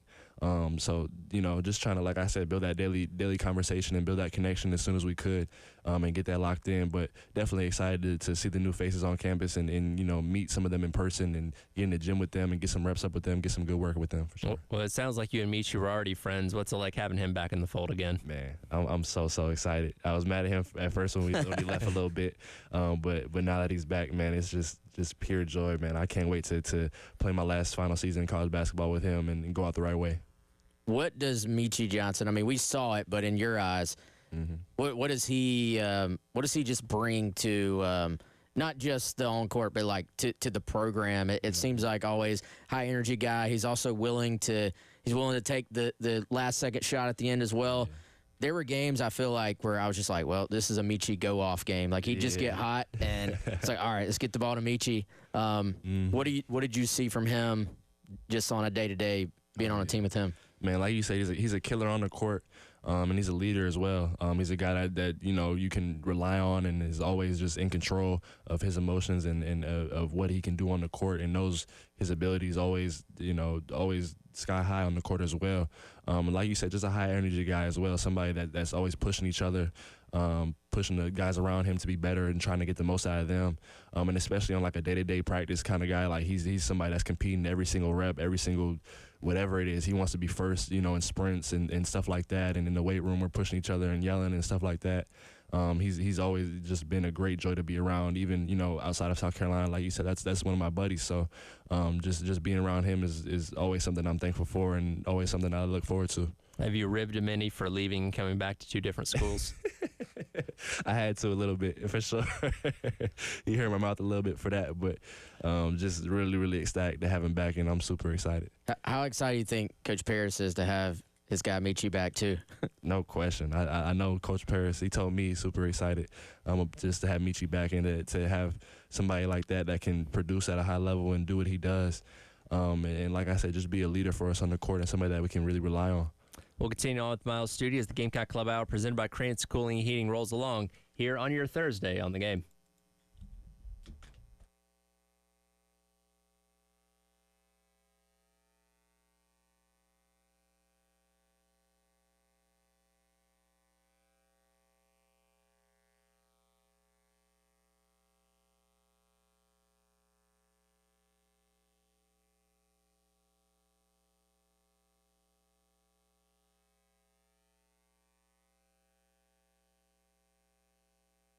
Welcome back in. It is the Extra Point. Reliable Tyler Head and Jack Belcher along with you here on your Wednesday on The Game. Out to our friends over at Krantz. Going to start our tour around South 25 schedule. Taking a look at the opponents that lie ahead, and no better way to start than with opponent number one, that being Virginia Tech, which will kick off August 31st. 160-755-0793. I've had Krantz Cooling out to my home several times. They did a mini split for me in the garage. They've checked out all the other units at my house to make sure they're running in tip-top shape.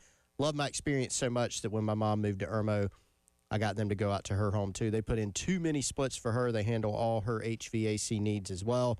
They could do the same for you. KrantzCooling.com or 803-755-0793. Since 1983, Krantz Cooling, their team has been providing great service to business owners and families in the Midlands. They can do the same for you.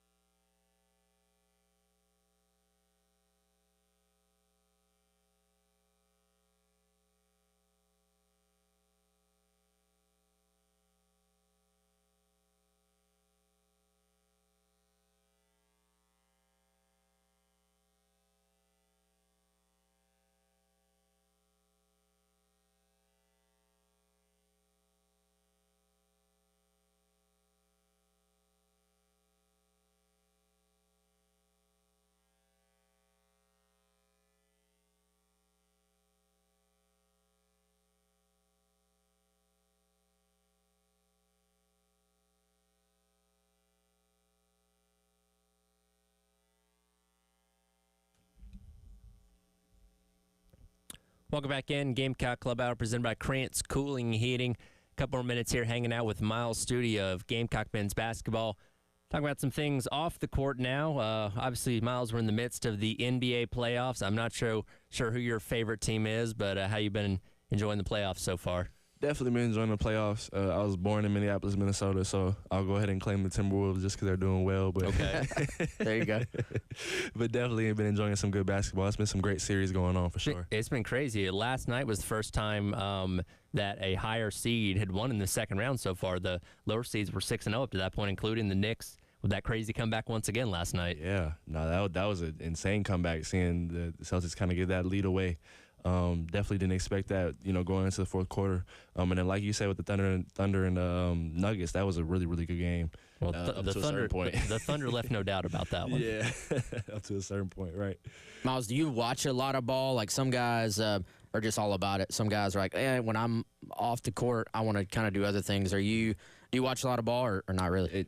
Especially like when over the last 3-4 months when I wasn't able to exercise too much myself. Like, that's all I really could do was watch film on everybody, myself and NBA and college and even high school. Like, I was just a film junkie for the last couple months. So that's kind of been into my routine, my daily routine, just watching film and watching basketball for sure.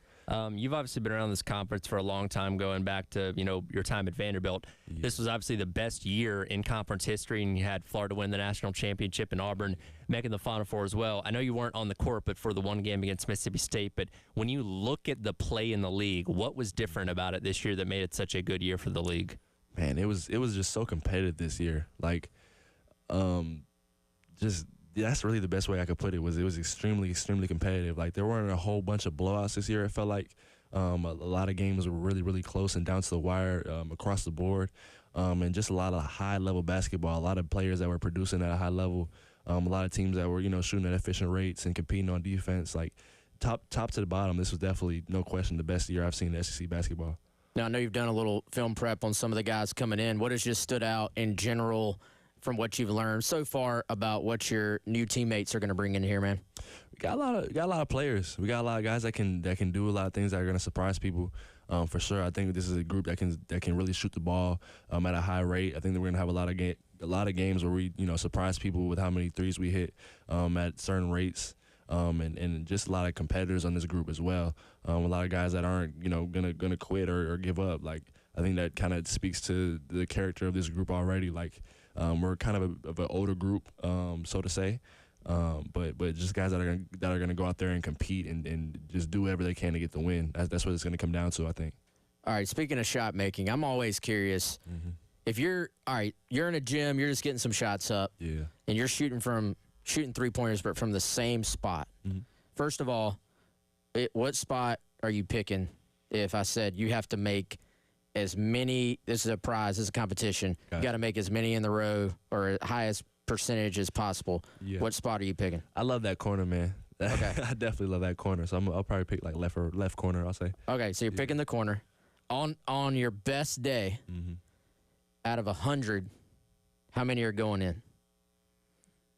I gotta say at least 80, 85. Yeah. That's where I want to be at. Yeah, on a good day, just catch and shoot, standing still. I'm making at least 80 of those. How many are you shooting in a typical day, like practice-wise? Right now, about 1,500. I mean, like 1,500 makes. Wow. Like I'll be in the gym. So I was in the gym earlier today. I made about 700-ish, and then I'll go back later tonight after my lift with my little brother who's out here. Actually, we've been in the gym last couple of days together, and then I'll make my last about 800 or so. Are you literally counting them, or that's just kind of? No, we're like just getting charted down and drilled down. Like we're very, very intentional about the work, especially this summer. Like, it's gonna be a big summer for me, so definitely want to take some strides in my shooting and just overall offensive capabilities. I always think, like you know how random sports fan would be like, "Oh, I could do that." Sure. And you're like, "No, you can't. You can't do that." But that's a great example of just what goes on behind the scenes. How much confidence does one have to do this and shush a crowd with the game on the line, shooting free throws? What was the background of that moment a couple of years ago? Oh, that was so fun, man. I definitely saw, like you said, it was a moment. Definitely like just got caught up in it. At the end of that game on the road at Tennessee, there were some guys talking on the line. I honestly can't even remember what they said. It's been a little bit of time now, but I heard the student crowd chanting as well, saying that I was gonna miss it or stuff like that. And after I heard the first one, I was like, yeah, I'm not missing the second one. They gotta be quiet. You kind of went viral. Like that photo still kind of bounces around a little bit with him just holding up the shush. Yeah, actually, if you search your name on Twitter right now, that's the first thing that comes up is that's crazy. That picture. So, yes, it's very well remember. But a cool moment, a fun moment. And obviously, when you're able to back it up, that makes you got to make it at that point. Right, much more legendary, right? You can't do that and miss it. So, yeah, that was definitely a great moment. It's something I'll remember for the rest of my life for sure. Again, good that you're finally be able to get back there on the court and get back in the basketball rhythm. But when you're not taking 1,500 shots in a day, what are you doing making to relax? 1,500. Making 1,500 shots in a day. What are you doing to relax and take your mind off things? Well, I'm a pretty creative guy. So I own a clothing brand. I love to design clothes and do things of that nature. I also trade a little bit as well. I've been kind of on Twitter talking about it, trading cryptocurrency. So that's something I enjoy in my free time as well whenever I just get a chance to look at some charts and make a couple plays there. But definitely love to enjoy time with my family as well. I've been we moved out to Miami a couple years ago, so in this off season I've been able to just kind of get to the beach a little bit and kind of enjoy some sun and chill out with my mom since I don't get to see her too much throughout the duration of the season. So just been enjoying some time with family for sure too. Yeah, before we get out of here, man, we owe Miles a congratulations. He is graduating on Saturday. So congrats. And you want to give, I don't know if she's listening, but you want to give Mom a birthday shout out? His mom's birthday is on his graduation day. So what a better present than that? But shout out to Mom, right? Real talk. Yeah, shout out to my mom, Natalie Studi. I'm not sure if she's tuned in right now, but if she is, thank you for tuning in, Mom, and I love you. Happy birthday coming up. I'll see you in a couple of days, and like you said, just glad I could kind of give you this present on your birthday for me to walk the stage. What's the degree in? Retail management. Okay. So, yeah, it kind of falls in line with that clothing brand ideal and just more so being able to manage supply chains once I get out of basketball. Now, given the fact that you play in the NIL era, has that allowed you the opportunity to do this? Was this something that wouldn't have been possible maybe 10 years ago? Oh, yeah, 100%. I've been trying to invest my money in smart ways since I've been blessed with the opportunity to be here, like you said, in this NIL era. So to kind of put some of that money into my clothing brand and see some returns has been nothing but a blessing. How do you even get started doing that? Like that's got to be a little bit of just a leap of faith at first. For sure. I mean, I respect anybody who starts their own business and grinds away at it. So how did you just dive in, man? Well, I've definitely had a love for clothes and fashion for like the last 5 or 6 years now. But about a year and a half ago, I just decided to start making designs, to start making prints myself, and just screen printing T-shirts and start out with something small like that. And then talking to a couple of my buddies, we decided to lock in all the way and start a LLC and make it official and make a clothing brand. And so beyond that, like I said, I'm a creative guy. So in my free time, I like to design clothes and make new designs and come up with new ideas that I feel like people would like to wear in fashion. And so just been, especially like I said, with my blood clot and that time that I had off from the court, I was able to put a lot of time into that clothing brand as well and come up with a bunch of new designs. So, what's the name of it and where can people find your stuff at? So the name of it is Simulated Dreams. It's the meaning of that is really to empower the people that wear my clothes and to understanding that they can do anything that they want in this reality, and that the world is yours really at the end of the day. And so they can find it on Instagram at us.simulated, and the website is www.simulateddreamsus. Yeah, definitely make sure you check that out. How'd you get into crypto, man? Couple of my buddies as well.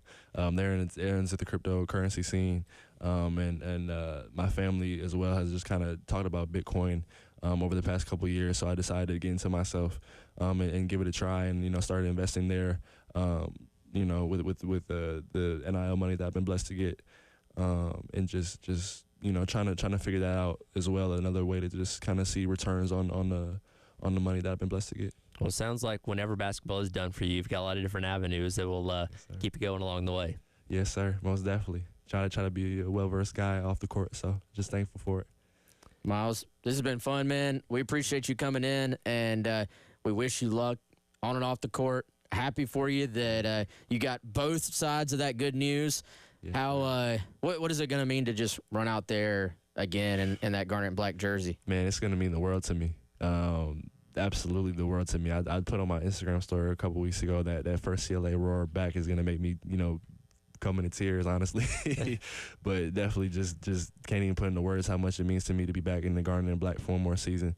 And I'm looking forward to just, putting every ounce of my being into these upcoming 12 months. Well, man, we can't wait to see you out there. And we're certainly going to be following along closely. And hopefully you guys can find your way back in the NCAA tournament as well. 100%. That's the goal, baby. Let's do it. All right, man. We'll let you get out of here. Thanks for coming and hanging out with us. For sure. Not a problem. Thank you guys for having me so much. He is Miles Studio of Gamecock men's basketball. Come back and wrap up the hour on the Gamecock Club Hour presented by Krantz Cooling and Heating here on the Game.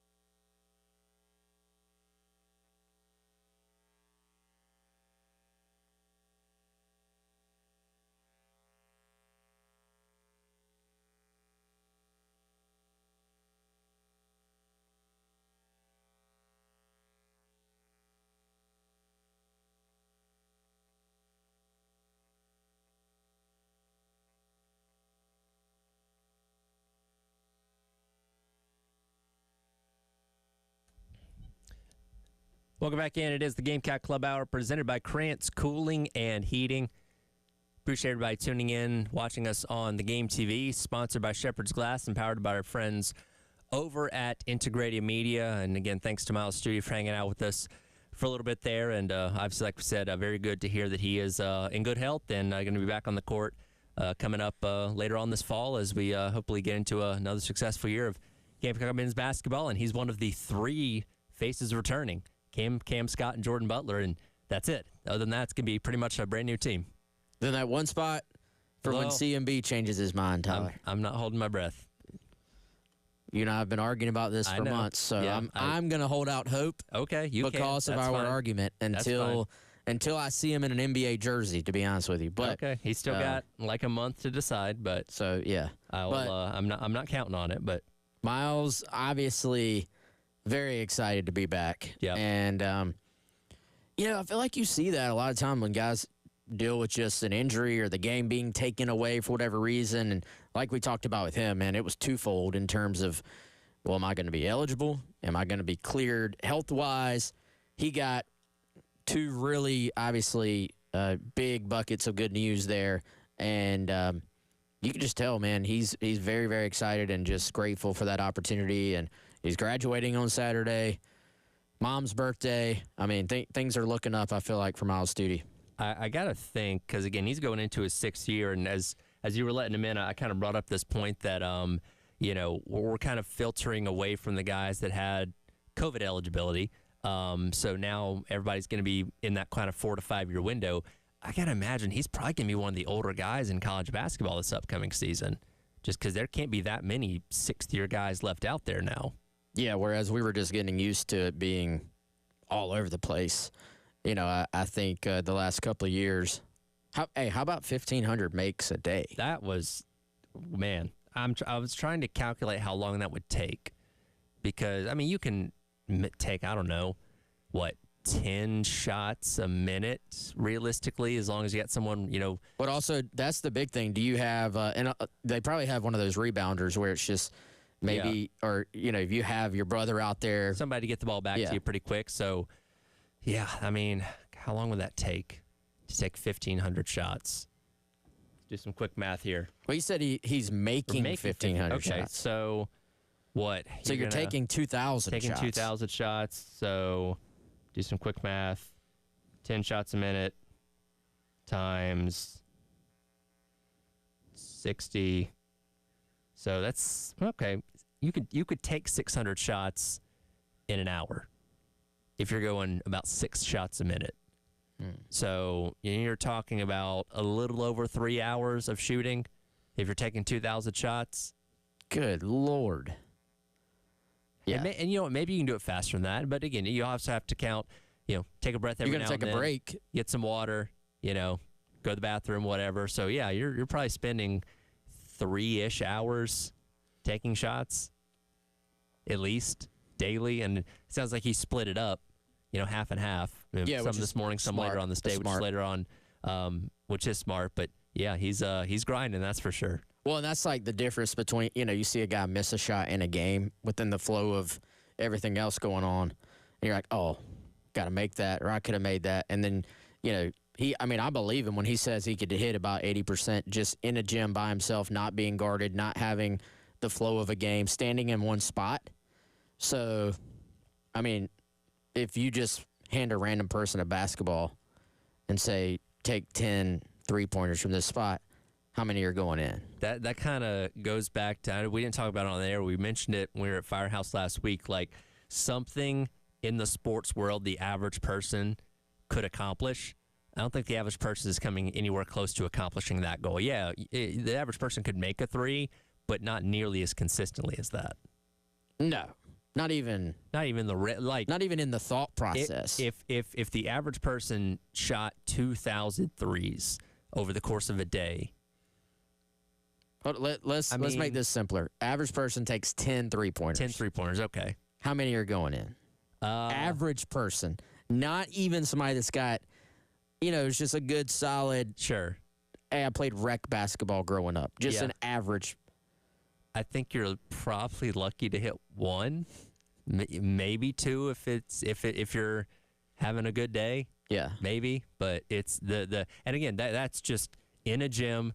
You know, there's nobody in your face. You don't have, 9 other guys on the court with you. Like, it's like what if we just shut our eyes and grab somebody off the street? Now, there's going to be a high, if you grabbed you happen to have grabbed somebody who played high school basketball. Sure. But even then, I think you're talking about them hitting 3 or 4. Yeah, and again, the repetition matters. There's a reason why he's shooting 2,000 shots a day, so you stay in that rhythm. If you played high school basketball 8 years ago and haven't shot much since then, you're going to be rusty. Yeah.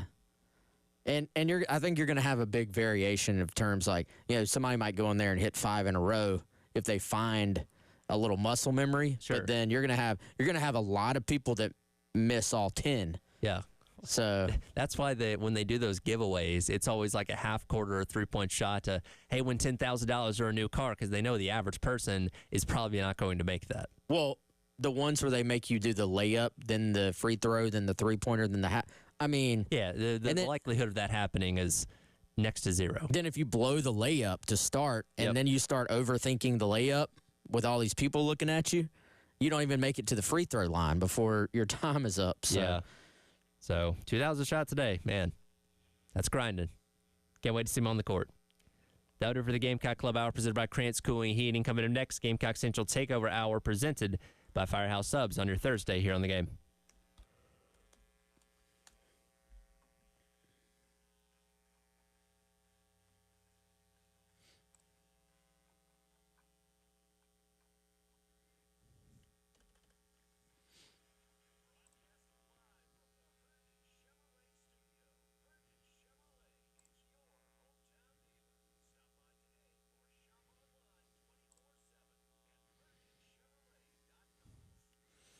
All right, guys. I want to send a shout-out to our friends at Integrated Media.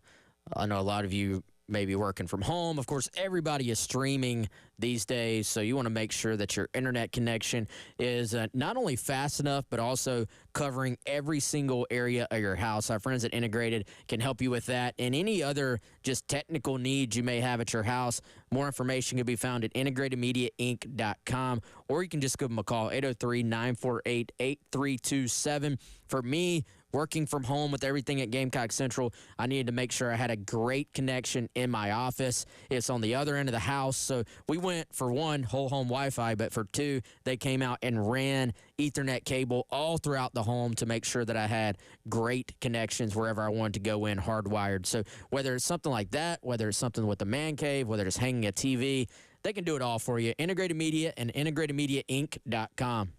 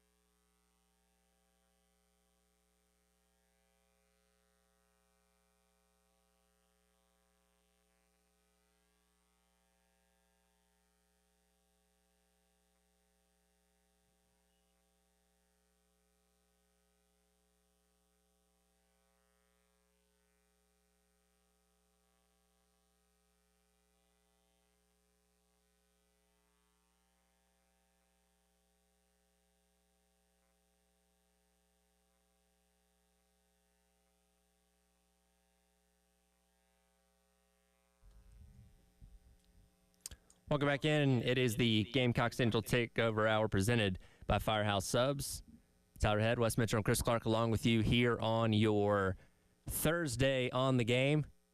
Obviously, a great hour of basketball talking last hour with Miles Studio. Appreciate him taking his time there. Chris, Wes, and I, good conversation with Miles. And have you ever taken 2,000 basketball shots in a single day before? I cannot say that I have. Well, Miles is doing that on the daily. 2,000. What types of shots? 3-pointers. 2003s. Okay. Yes. Maybe. Well, he said shots. He says he has to make 1,500 of them a day. So we're assuming you're making about 75%. So somewhere in the neighborhood of 2,000 shots. Let's just say that no matter how many shots I took, I don't think I could get to 1,500 makes in a 24-hour period. I would say, how long is it going to take Chris to get to 1,500 makes from 3? Ooh, God. If we gave him unlimited time, as long as he wanted, how long would it take him? I don't know. I'll let Chris answer that. But, guys, this does sound like, sometimes they do those, like, radio marathons to like, raise money. Sure. This could be onto something here. I'm not even offended that y'all have no belief that I could do it because I know I can't. Well, that's a lot of makes, dude. I'm not saying we could do it. I'm going to start out and say, like, can I make 100 in a day? You know? Okay. Yeah, I got faith in that. But, hey, so it might take you all day. Chris, you're putting up 10 shots. How many are going in? 3-pointers. 10 threes? Yeah. Oh. Be honest with us and yourself. Well, the biggest one I have to be honest with is my wife, who was an all-region basketball player in high school. And I would feel much more like if we're like somebody in the family has to do this to prevent some terrible thing from happening. Like I'm like, you take the ball, please. I'm giving you the ball. I mean, do I get any warm up time? Do I get to go? Like, I haven't shot in a while. No. We'll let you stretch. Give me 2. I'll get 20%. All right. So is Chris our average just person taking these shots that we were theorizing about at the end of the hour? Yeah. No. So Chris, we were saying if you just pulled somebody off the street, what would they hit? Like, what would be the average? And but here's the thing about that. I think you'd pull quite a few zeros and ones, but then I think you'd pull some 3, 4, or 5s. Yeah, I don't think even like Tyler was saying, even if you played high school basketball, but it was like 10 years ago, and we're not letting you warm up, you're going to be finding your range for the first 2 or 3, 4 or 5. You know, well, and so even all right, does it change if we say, all right, you've got a minute to do whatever you want. That can be stretch, that can be jog, that can be put up as many shots as you want, and then you have 10 shots that are going to count. If we do that, I think on average, 3 of 10. On average? Okay. Mm-hmm. You know, I'd like to test this out now. I actually think I could hit 3 of 10 with the minute to warm up. That 1 minute activation period? Yes, the activation period for both not getting yourself hurt and to lock in on a range there. Look, we got a long summer ahead. We can find a basketball court and make this happen for you guys. Hammond School, we are coming your way. I promise you, we can probably get on that court. Yeah, I think we should do it. I even with the 1 minute period, I want to stay conservative. I'm gonna say 2. Okay. Just and it'd be terrible if I didn't even get those. We're gonna find time to test this theory out. I promise. We got a lot of summer ahead. This sounds like a great question too for the Firehouse Subs text line. How many? Be honest with yourself. Yep. How many could you hit? Also, guys, as I was walking in, I was just in my own headspace. It's raining out there, or it was. I think it's stopped now, but it was. What do you know, Tyler? You're in a box over here, man. I can see like a 2-foot portion of Gervais Street.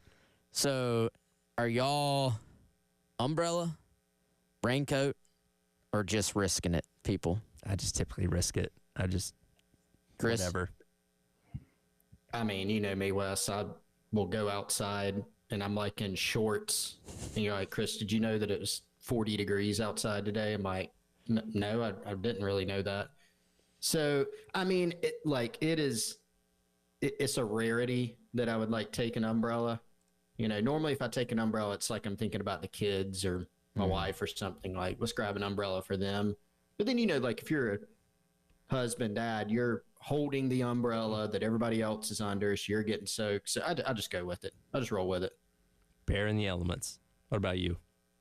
I'm definitely we're rolling with it. Now, I do think if you have to go somewhere nice and you have to dress up, okay, yeah, it is very smart to own an umbrella, which right now I don't know if I do or not. Yeah, so. I think I got one stuffed somewhere in my car or something like that, but I typically am, I just go with it, and if I get wet, I get wet.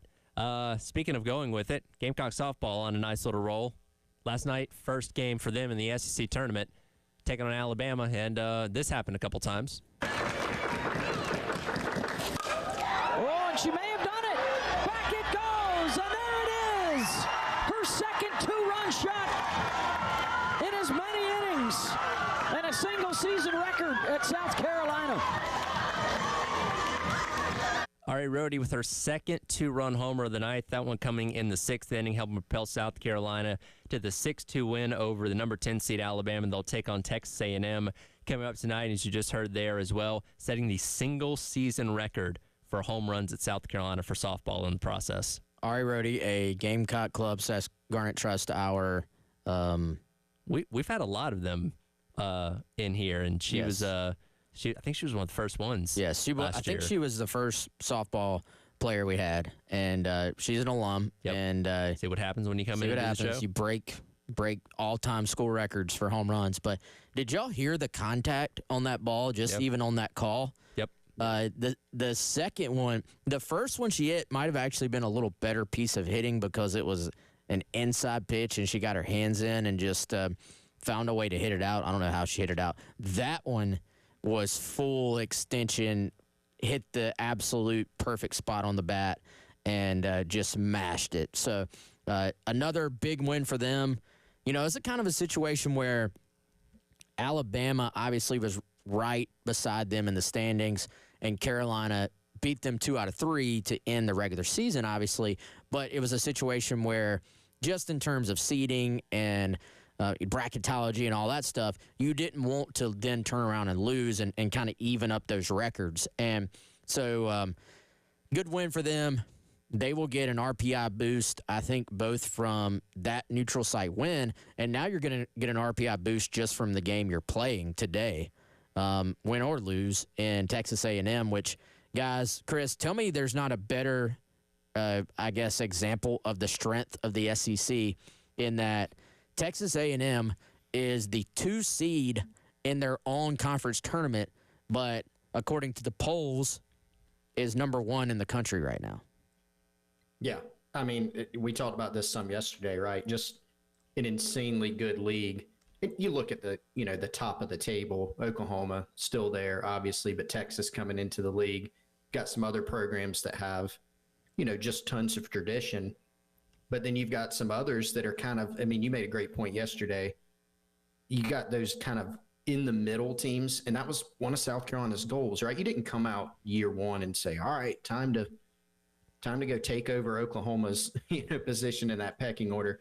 Honestly, would kind of be unrealistic. But what we've seen is South Carolina can compete with Oklahoma. They can beat some really good teams, and just a tremendously strong conference, which, of course, we say, every single, I was listening the other night to, Tony Annan. They obviously don't play men's soccer in the SEC. They play women's soccer, but Kevin Epley, the women's tennis coach, and, Shane Beamer's up there, and Lamont Paris is going to be in Greenville tonight. And you just look around the league, and it's like, is there really even a week? Like, the SEC seems to be not just good, but incredibly deep in every single, sport out there. And softball, certainly it's been that way, and it's only stronger now. And now, look, you've got some of the other teams that have been at the top, some that are trying to make a move like South Carolina, and they're looking at Coach Ashley Chastain Woodard's program and saying, that's a rising power potentially. It's just another program that you have to be in the mix for. And by the way, guys, another stat for Ari Rhodey from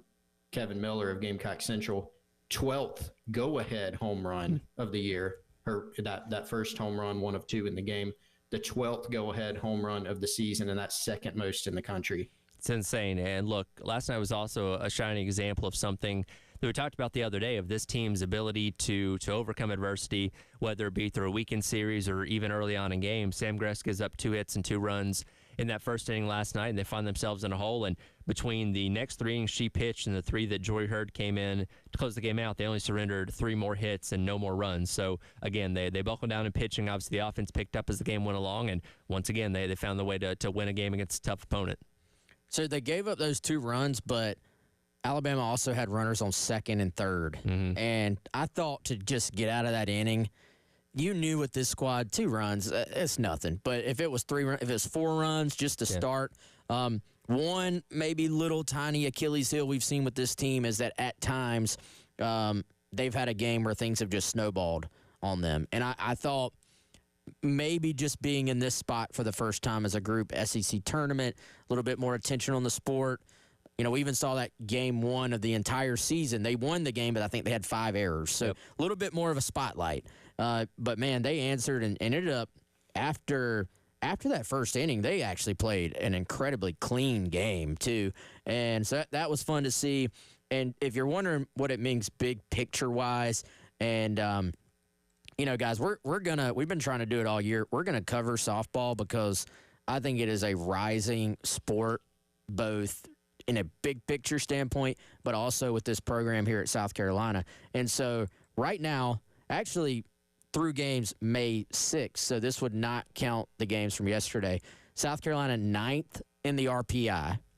You would think there's maybe a little boost from the win yesterday, neutral site win over Alabama, who was 18th in the RPI.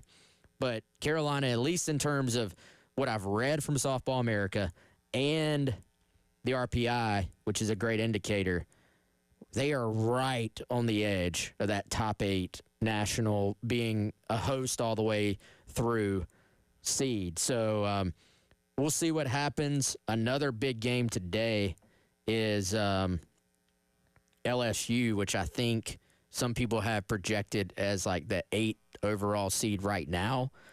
Excuse me, 1 spot ahead of South Carolina. They are taking on Oklahoma, I think, today. So Carolina taking on A&M, the number 1 team right now in the RPI. So you actually get a boost just playing those games. But if the team that you're trying to surpass is also playing, you know, a top 10 team in the RPI, point being, if you could win the game today and LSU loses to Oklahoma, you actually are going to make yourself a fairly strong case to potentially hop into that last spot in the top 8. And that game coming up tonight, probably around 8 o'clock, much like last night's game was against Alabama. If they win that, they'll advance on into the semifinals coming up tomorrow. You can watch that game tonight on the SEC Network. Big news on the football front in terms of Rashil Faison as he pursues his eligibility. Going to take it to court against the NCAA. We'll dive into that coming up next. Is the Gamecock Central Takeover Hour presented by Firehouse Subs here on the game.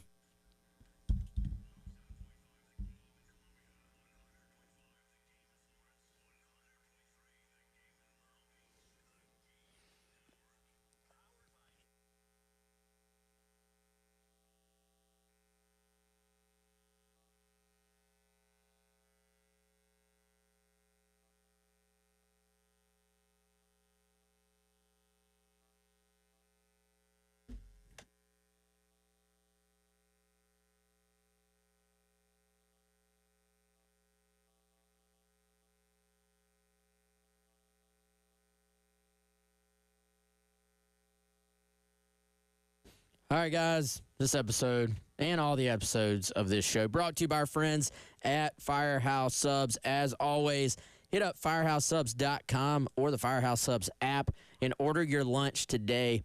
They got everything from the 2 new hook and ladders, that's the Zesty Garlic Hook and Ladder, and the Spicy Dill Hook and Ladder, where they've partnered with Hot Ones, that podcast where people go on there and eat hot food. If you like really hot food, do the Spicy Dill. If you like just a little bit of heat, do the Zesty Garlic, or just go with your favorites. Top number 1, I guess probably going to be one forever until something passes it for me, is the brisket add bacon.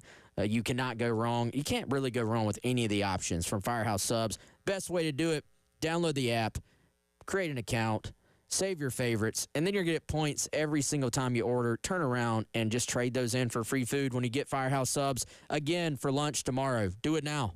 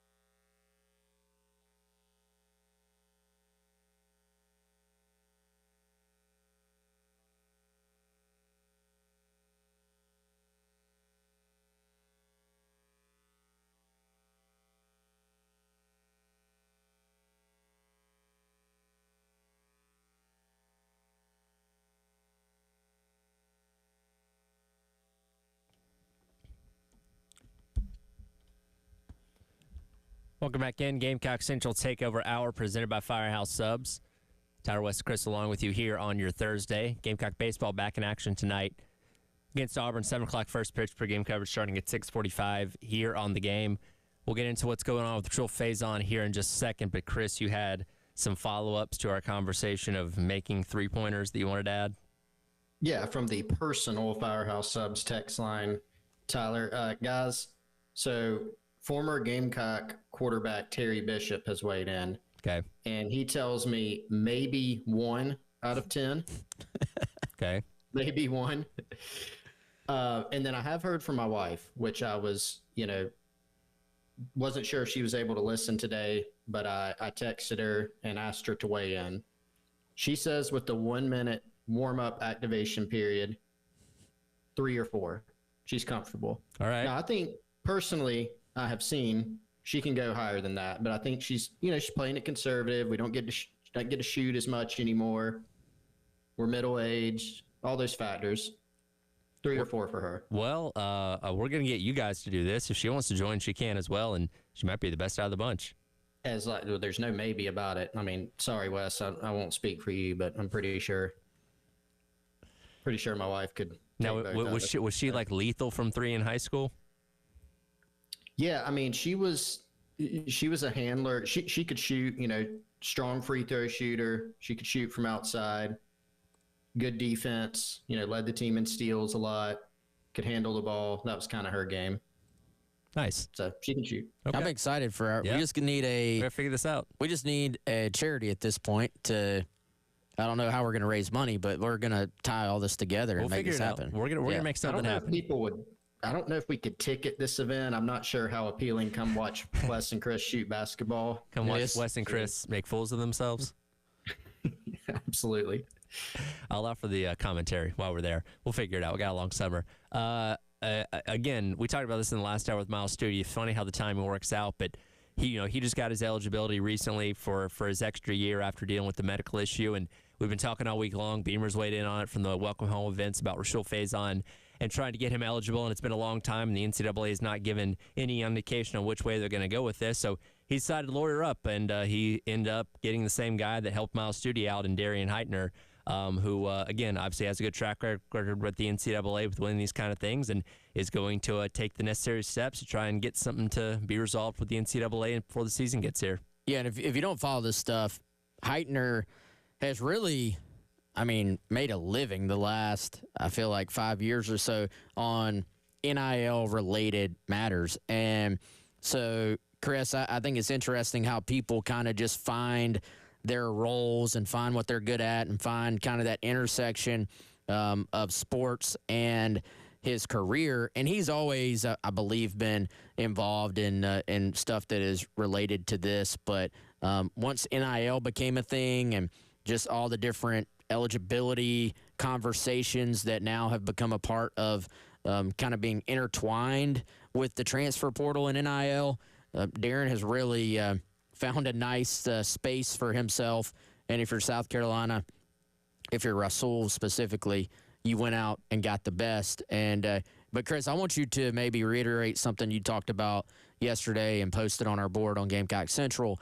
We are not quite at turn the heat up to 10, get the judge ready position on this. It doesn't sound like. That's right. Key distinction.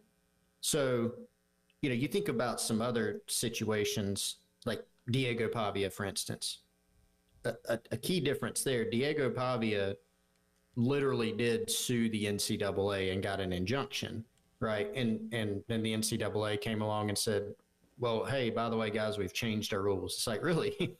No kidding. But, this is not a lawsuit, right? A lot of times people hear, I have a lawyer, that means, your mind immediately goes to, okay, something's happening in court, something's happening from a legal standpoint. This is more of just, at this point, guys, an advocacy type of situation. And it's really related to just going and being able to maybe / hopefully expedite an answer. And like you said, Wes, Darren Heitner, very experienced in this type of thing. And he's advised, NIL collectives, he's advised players.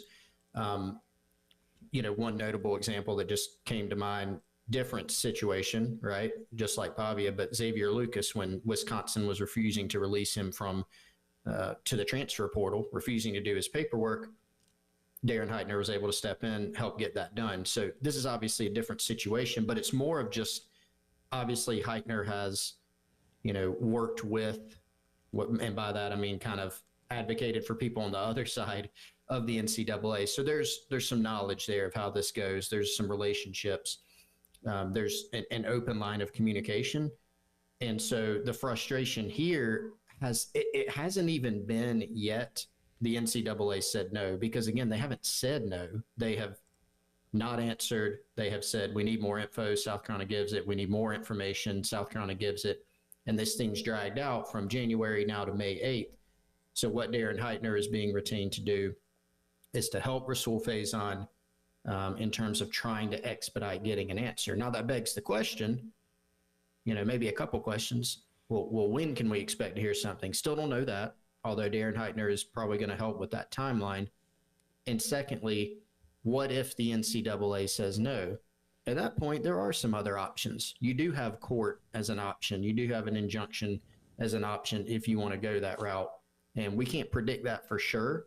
But if it is a no, my guess is then you can go to appeal if you have new information, and then you could possibly even go to court. So even if it's a no, there's some other options, some other buttons you can press, but you got to hope that you just get an answer soon so that you can know which direction you need to go. And hopefully it's just a yes for starters. Well, and I think this thing is maybe multifaceted. For one, you're talking about somebody who just deals with this stuff on a literal daily basis. So, it's something where just from a logistics standpoint, we asked Miles about it. Miles Studi, who was in here, if you missed it, he was in here with us earlier, just about literally the logistics of, as a student athlete, what does this process mean for you? And for him, it's you have to fill out a lot of paperwork, and then you have to do a lot of waiting. And so most of this is probably standard in terms of what you have to send in, but I got to think just having somebody who has seen the good, the bad, and the ugly of all these processes, just knowing, hey, we want to make sure to include this. We want to make sure to include this other piece of information. This has worked for me in the past. I mean, experience matters in anything you do. So I think just from a logistics standpoint, it helps to have that. The other side of it is just the perception of, all right, guys, this is not something that we are messing around with. This is not something where we're just going to take your answer at face value.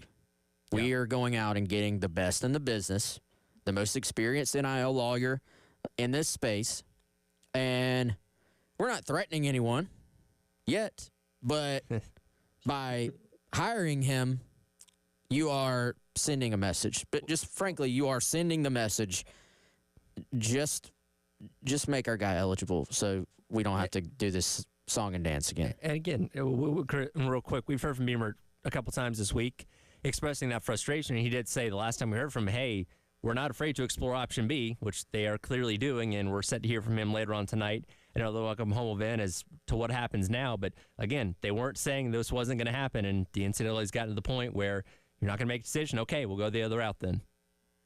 Yeah, and look, the NCAA has to keep that in the back, and not even in the back of their mind, it kind of at the forefront of their thinking. We can say no to a kid that honestly, by all accounts, has a good case. What's on the other side of that? Already has an attorney helping him just expedite an answer, so clearly there's a willingness to probably go to the next level if needed. So we'll see how that all turns out. But guys, I think this actually brings forth yet another problem with the NCAA's model, right? Schools, when the NCAA comes back to them and says, okay, you applied for a waiver, we need more information. My understanding is schools and players have a limited time window to respond. We need you to respond within this amount of time.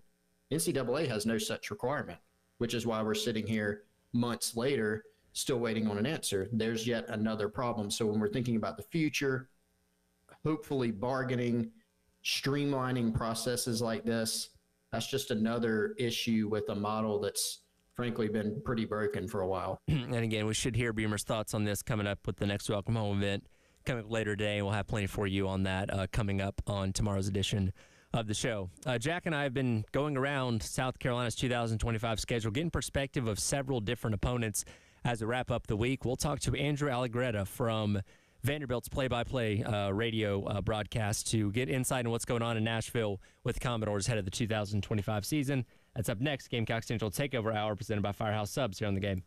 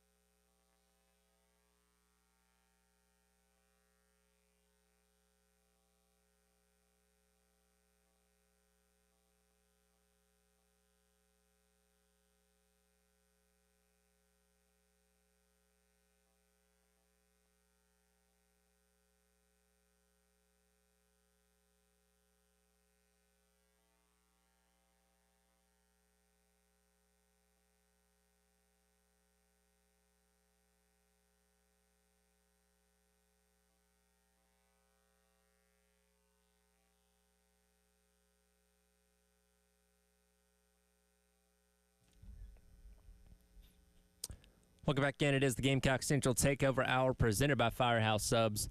It's our Wes Chris along with you here on your Thursday. Continuing our tour around South Carolina's 2025 schedule, getting insight into all the opponents. And we now take our trip out to Nashville, Tennessee, get some insight of the Vanderbilt Commodores. Welcome in on the Love Chevrolet phone lines, Andrew Allegretta from the Vanderbilt Radio Network. First of all, Andrew, appreciate you taking your time. I imagine this is probably one of the more fun off seasons that Vanderbilt's had in a while, given the success y'all had last year in year number 4 under Clark Lee. Oh, it certainly has been. And first off, thanks for having me, guys. It's fun to look back on the season, although the game versus South Carolina was less than ideal for us. Good for you guys. But, yeah, there's plenty of talk about the Alabama game and all of that sort of stuff. And it's been very positive in recruiting for us. I think, we're active in the transfer portal in ways that perhaps people wouldn't perceive of Vanderbilt doing those sort of things. So it's been encouraging from start to finish so far for sure.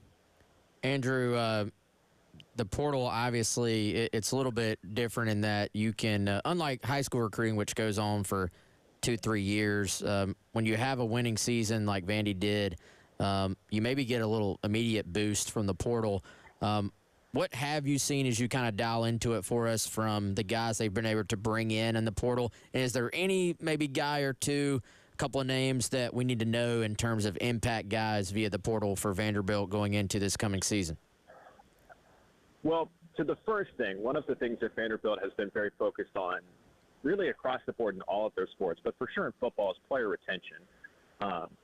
Because if you're Vanderbilt, you're typically grabbing someone that is perceived to be off the radar in the recruiting process out of high school, and then they pop in college, and then other teams are certainly interested. So we've been able to, for the most part, build a pretty good fence around our roster, and that's certainly significant the way that we played. The focus for the transfer portal has been, without question, beefing up our offense and defensive lines, in part because of the South Carolina game, guys. We felt like by the end of the year, we were just fatigued. We didn't have the depth to keep up. I mean, obviously, Rocket Sanders and Sellers were outstanding players, and you guys flat out beat us. But our coaching staff from South Carolina to LSU to Tennessee sort of felt like at the end of the season we didn't have the overall strength and stamina to keep up in those games. So they've made a huge impact getting after offense and defensive linemen, which, to be quite honest, if you're talking about names to know, you're often talking about getting a quarterback or getting a big-time wide receiver. We haven't really done that. Now we've grabbed a couple of guys here and there to beef up the wide receiver room, to improve the secondary, all of that sort of stuff. But generally speaking, our work has been done in the trenches, and those guys, albeit very talented, are often a bit nameless and faceless. Andrew, it's Chris. Thanks for taking time to join us today. One more portal question, and I think this has been discussed some before, but seems like, or my perception is, when Clark Lee got to Vanderbilt, it seemed like he kind of wanted to build maybe a Wake Forest-esque type model, where you bring in kids, you develop maybe some under-the-radar guys, you redshirt them, and then eventually you have a team full of super experienced seniors that have been in your program a while. But it seems like starting last year, maybe before that, he kind of pivoted, right, and started using the portal more to where we're talking about these offseason acquisitions. Is that perception accurate, and why do you think he made that strategic shift? I mean, I think from, a 30,000-foot perspective, there's definitely elements of truth in that. I mean, he talked very openly about being a developmental program when he got here, and I think that made sense when he got here in 2021, and the portal was sort of in its infancy, and what made sense at Vanderbilt, again, was getting the somewhat under-the-radar prospects and turning them into very good players, which Vanderbilt, I get that there's not a huge history of success, wins and losses, but if you go back through it, there's been plenty of super talented players, certainly not the depth, but talent at the top level for Vanderbilt. And in this past offseason and the one prior, he talked openly about being more transactional. He had to be. That's the landscape of college athletics. Like, we all want to invest in student athletes and players and build them up. And, I've had a lot of conversations about what it means to develop players in college athletics with some coaches, and it's just a different world. So he has talked about being more transactional.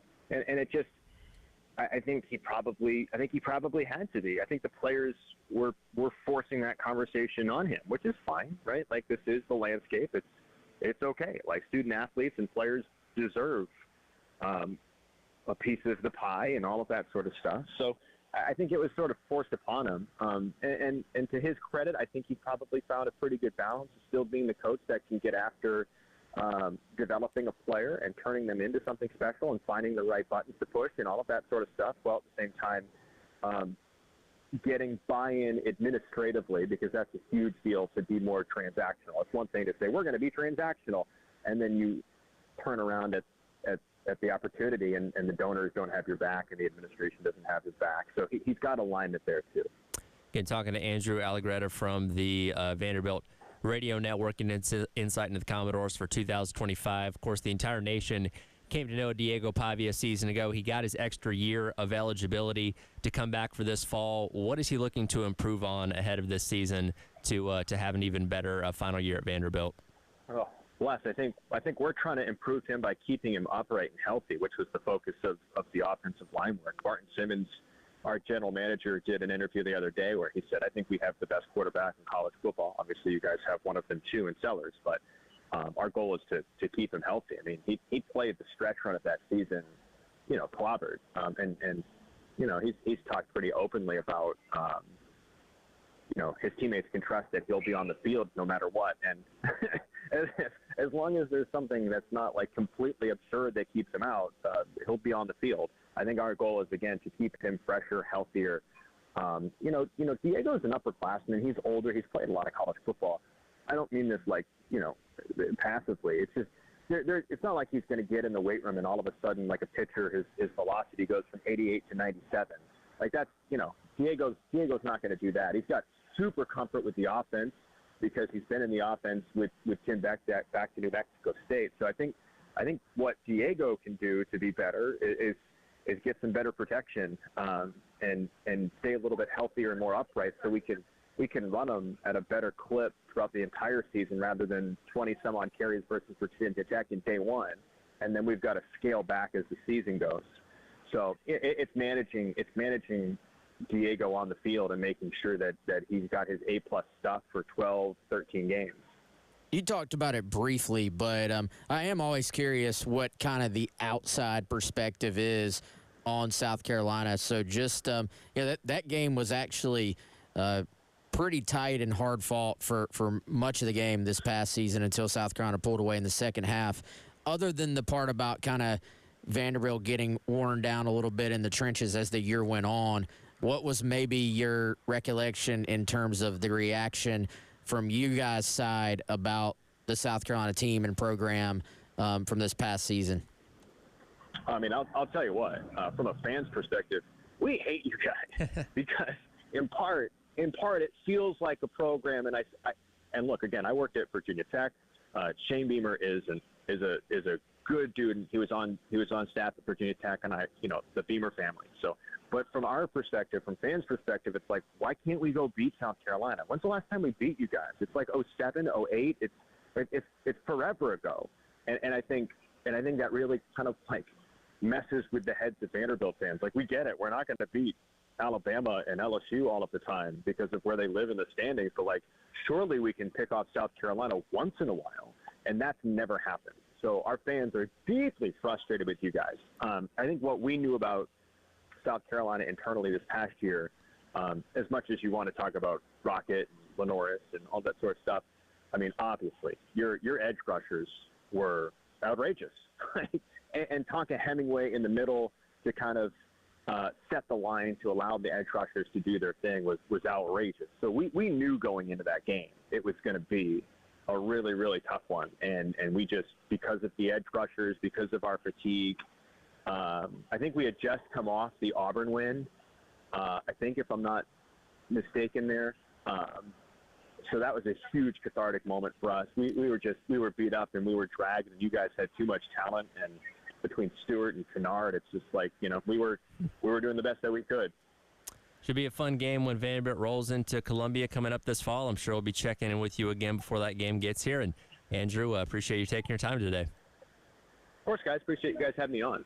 Absolutely. Again, Andrew Allegretta from the Vanderbilt Radio Network. And again, the Gamecocks will see the Commodores in Williams-Brice Stadium this upcoming fall. We'll come back and wrap up the hour. Gamecock Central Takeover Hour presented by Firehouse Subs here on The Game.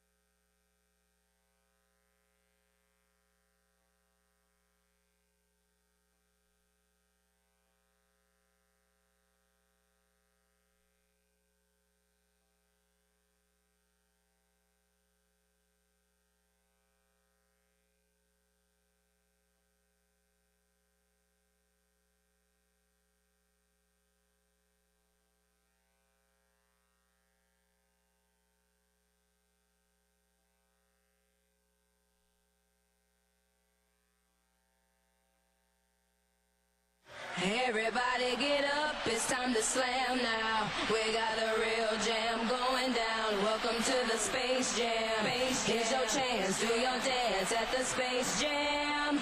All right. Welcome back in. It is the Gamecock Central Takeover Hour presented by Firehouse Subs. Tyler, Wes, and Chris along with you on your Thursday, wrapping up the show. You guys will be happy with me. I did indeed go home and do my homework last night. I did watch the entirety of Space Jam, and well, can't complain. It was a good movie. I enjoyed it.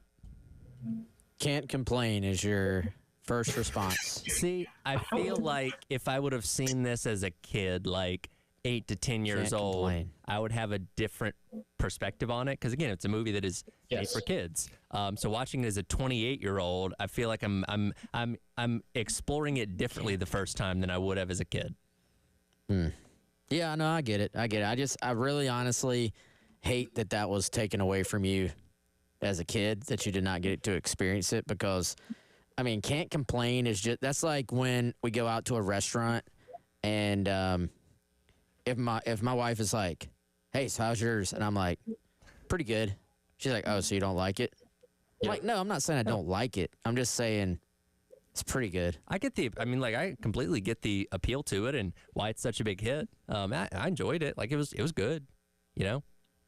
It was pretty good, Chris, I feel like, is what Tyler's telling us. Pretty good. No, I mean, you make a good point, Tyler. Like, you know, when you revisit things later in life that you've seen, you're like, oh, that's a little different than I remembered. Why did I like that thing when I was a kid so much? Or you can, or even you just go, okay, cool. Like, I don't really enjoy this as much now. So I do feel like you were robbed of seeing it as a child, because then you would just have watched it back and had a little sentimental. I mean, I haven't watched the thing in I don't know how long. I'm not going to watch it now. I've seen it. I went through that phase of life. I saw it several times. It was good. I mean, again, good movie. I can appreciate the fact that Michael Jordan can poke fun at his baseball career, which again is the thing that nobody ever talks about with him hardly anymore, because again, it was such kind of a weird blip between winning all those championships in the NBA, but that being kind of a central point of the movie, I think is really funny. And I imagine if you were to watch it back now, Chris, after not seeing it in a long time, some of the more adult jokes kind of hidden in the movie that probably went over your head as a kid. I appreciate when you can kind of have those things intermixed in there as well without like going over the line. You know what I mean? Yeah, well, I went back actually after we had that conversation. I'm like, is there any like big time sports movies that I haven't seen where I could do like a sports movie confessional like you did yesterday with Space Jam? I actually came up with one or two. Okay. So this might anger some people. I've never seen Bull Durham in full. All right. Seen pieces. I haven't either. Okay. We need like a group movie watch of this or something. While we're shooting 3-pointers? Yeah, we can have it like on a projector or something. It'll be on the background. Where are you guys at on Moneyball as a movie? I thought it was fantastic. I saw it what year did it come out? It's like 10, 15 years ago or whatever. I remember seeing it. 2011. Yeah, I remember seeing it when it came out, but it's been a long time. Yeah, I enjoyed the movie. I think it glamorized the entire idea of Moneyball, which, I mean, that's what movies do. I get it. But I also don't, when I'm thinking of these like classics, I feel like I'm more thinking about movies for kids. Moneyball. Yeah, more like action. Yeah. In it, you know, not a lot of baseball actually played. There was some baseball played in Moneyball. You got Hatteberg's home run, but it's more about Brad Pitt and Jonah Hill. And Moneyball, and I know Draft Day is kind of a bad movie, but Moneyball is kind of the equivalent of Draft Day, where it's just kind of more about the process of how these things happen more than the actual sport itself. Yeah. Yeah. No, that's an important distinction, Wes. I do think the kids' movies, you know, different. Did you guys ever see Big Green? You remember that movie? Big Green. That's the soccer one. I don't think I saw that one. That was watched on VHS approximately 372 times. You wore the tape out at the Clark House, yes, along with all these other classics. Okay. See, I think my buddy Brent Herring just texted and said Rookie of the Year, can't beat it. Yeah, we mentioned that one yesterday. That's a classic. So I think the Big Green I rebelled against, because in my age you had to pick baseball or soccer. Okay. You were a baseball kid or a soccer kid because they played at the same time. And so I was firmly baseball, so I just was like, soccer bad. You were anti-soccer. Yes, You since come around. to an extent. To an A extent. little. Little bit.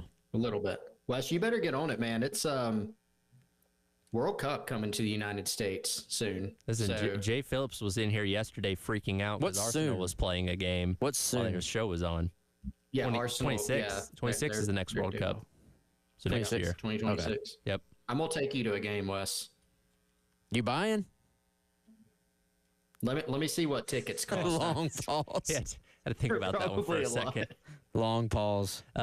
I'll take, if you'll go, I'll buy your ticket. There you go. How about that? Yeah. Okay. There we go. All right. Yeah, y'all got a busy summer ahead of you. Soccer, shooting 3-pointers, watching Bull playing. Durham. Yeah, we'll get it all done. That'll do it for the Gamecock Central Takeover Hour presented by Firehouse Subs. Halftime show, myself and Jack Feltry up next on your Thursday here on the game.